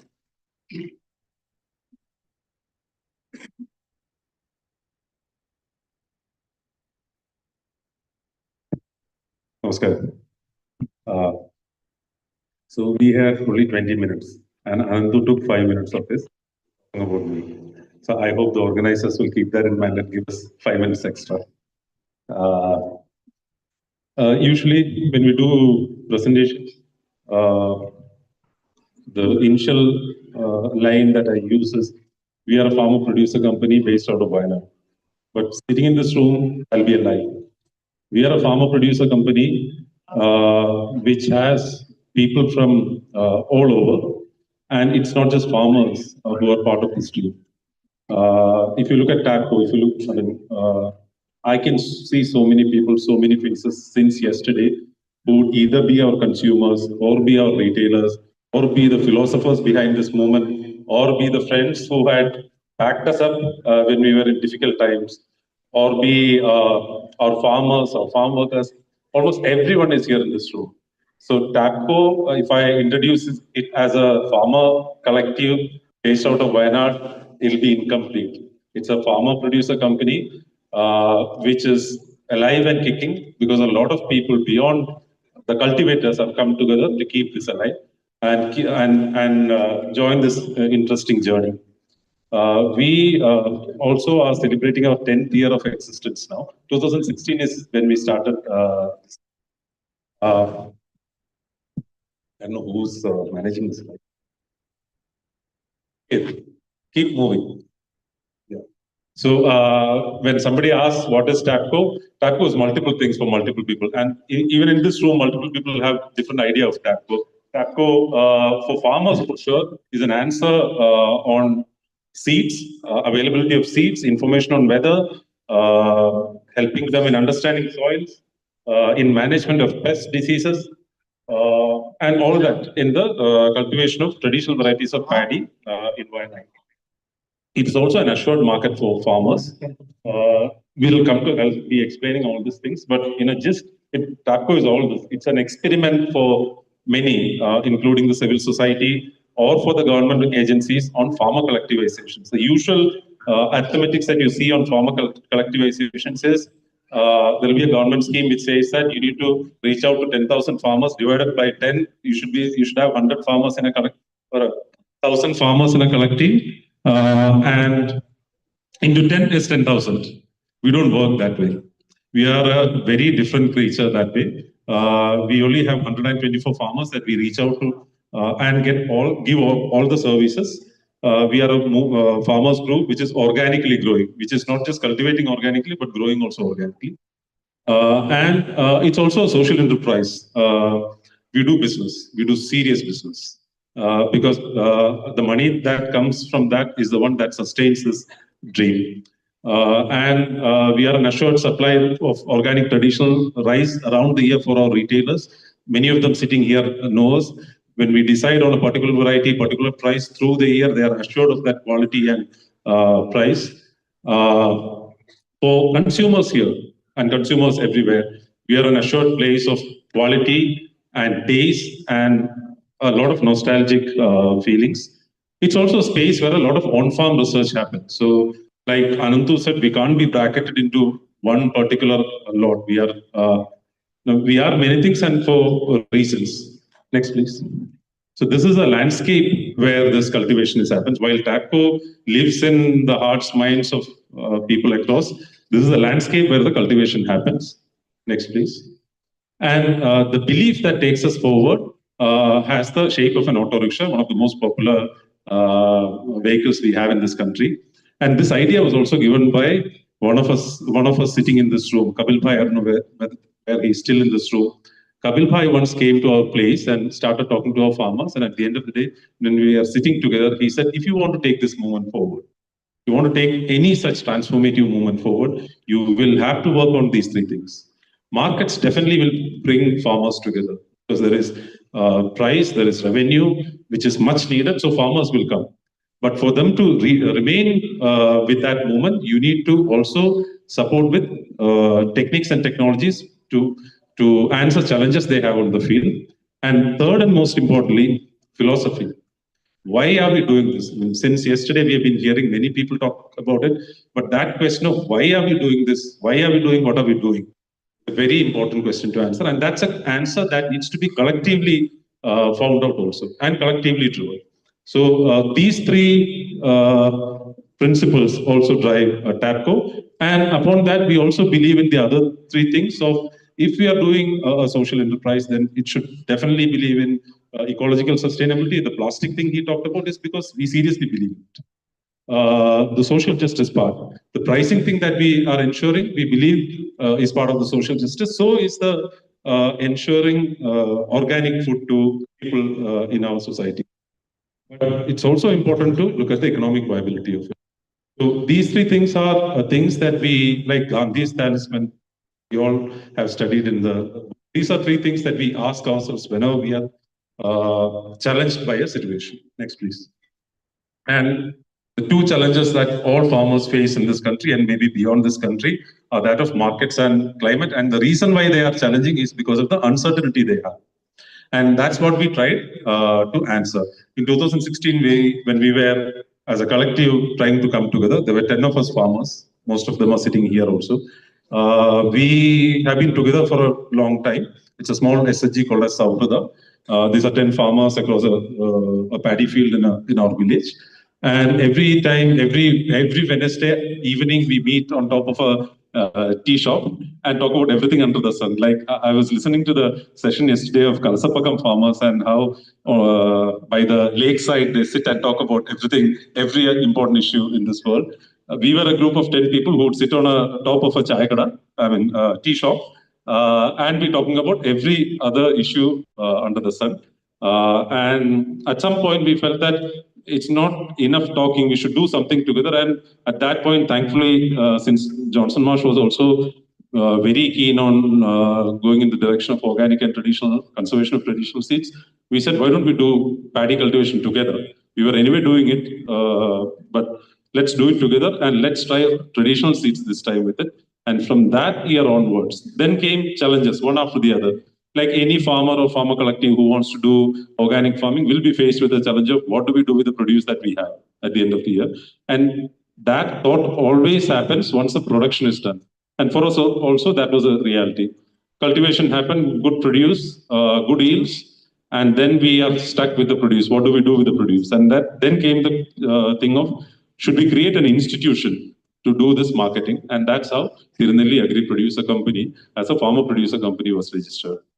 But in that process, we were not alone. There was also friends in Asha who were thinking with us in that whole journey. And then there was also NABARD who had come up with promotion of farmer producer companies in that during that year. And we became one of those farmer producer companies who were diagonally doing, going in an opposite direction of things that they were asking farmer producer companies to do.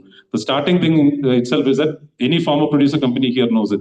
Your supporting agency, be it NABARD or SFAC or NCDC or any agency, will say that you must have 1,000 farmers to start with.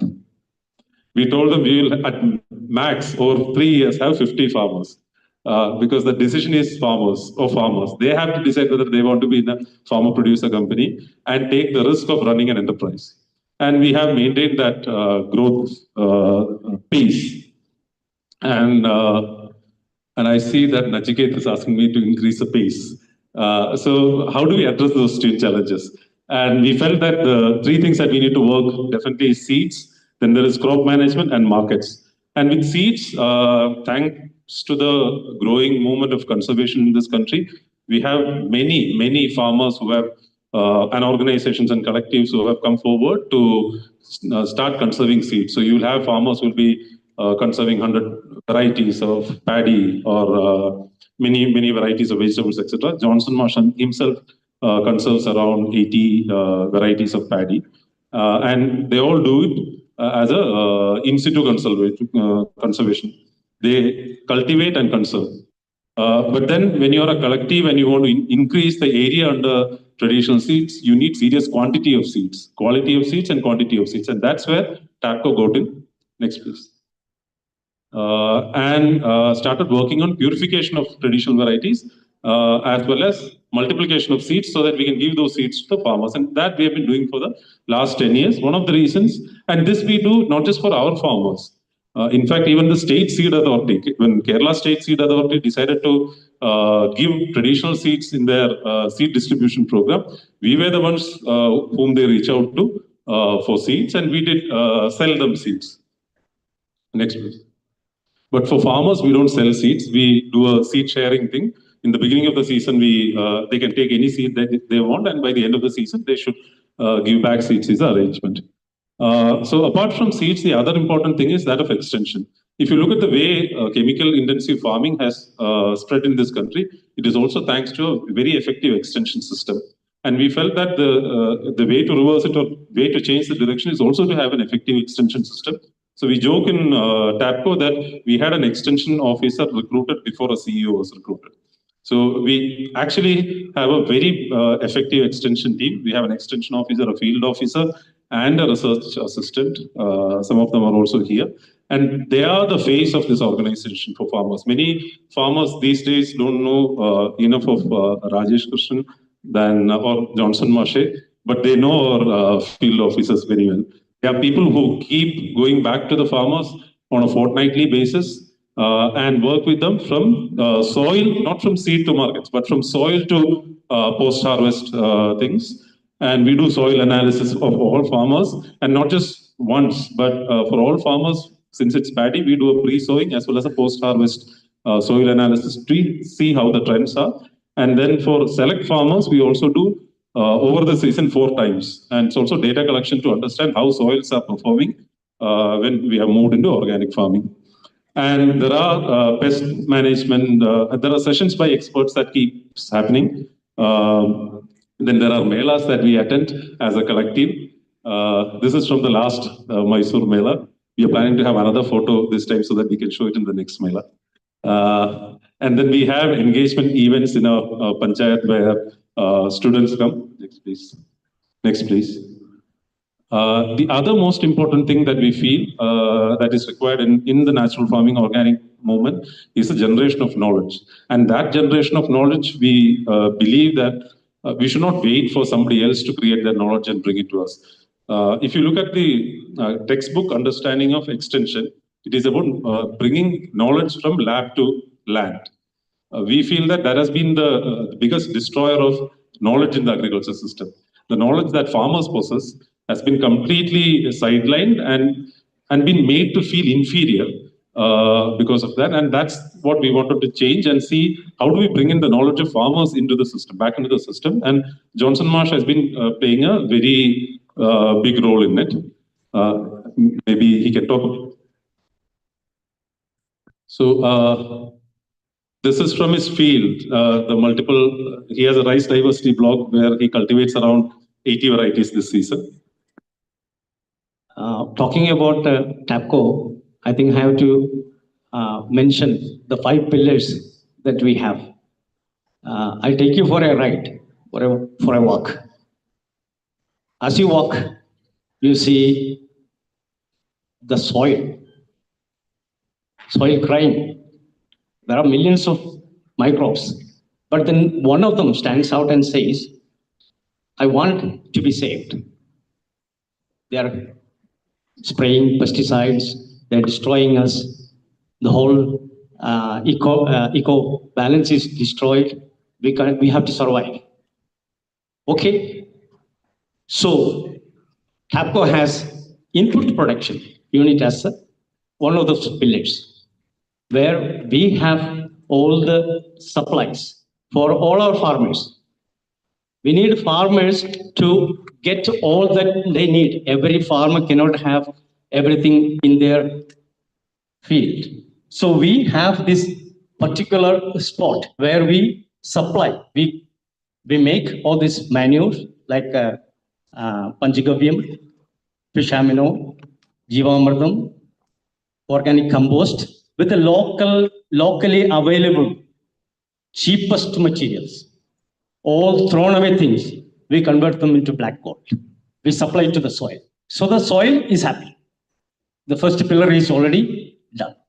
As we further walk, we see the seed crying again. One particular seed again, traditional seed. There are many other seeds in other fields, but one particular traditional seed is crying, asking for help.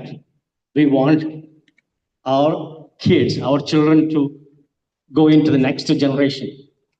Please help us. So we have the second one, I'm not taking much time. Just I will, because informality is something different. I have to touch on the essence of our TAPCO, our organization, our company. So the seed, we have the seed bank, for which we have about 79 varieties conserved and supplied, distributed to all the people. And we encourage them to continue this journey and to encourage the youngsters. We have paddy art in our fields. So the people are encouraged to come and then see those traditional paddy seeds which were going to be extinct. They didn't know that there were so many colors. Even I myself didn't know that there were so many colors in paddy. Some asked me whether they were all like sprayed and then the color changed. Some of them asked whether they were all painted. Some of them asked me whether they were paddy seeds at all. So there are so many questions, and all those questions are now answered. So the third pillar. And then the fourth pillar is a farmer. You know the situation of a farmer, I don't explain. Though I am in pants and shirt, normally farmers are in shacks, struggling. You can paint, you can have all the Sammelans, but their situations are always very pathetic. They need to be helped. They need to be heard. But I don't think there are real people hearing them, because they need to get into their shoes to know who they are, to know who they are and what they are struggling with. So now the farmer is asking, I don't get any good pay. I can't survive. I'm going to give up. I'm going to commit suicide. That's the last word. And then we say, okay, you get the best price. Now we supply about the lowest price in our pricing is 34 rupees, where the highest price there in the government collection and so on is 30 rupees. And then we had to wait for like a few months.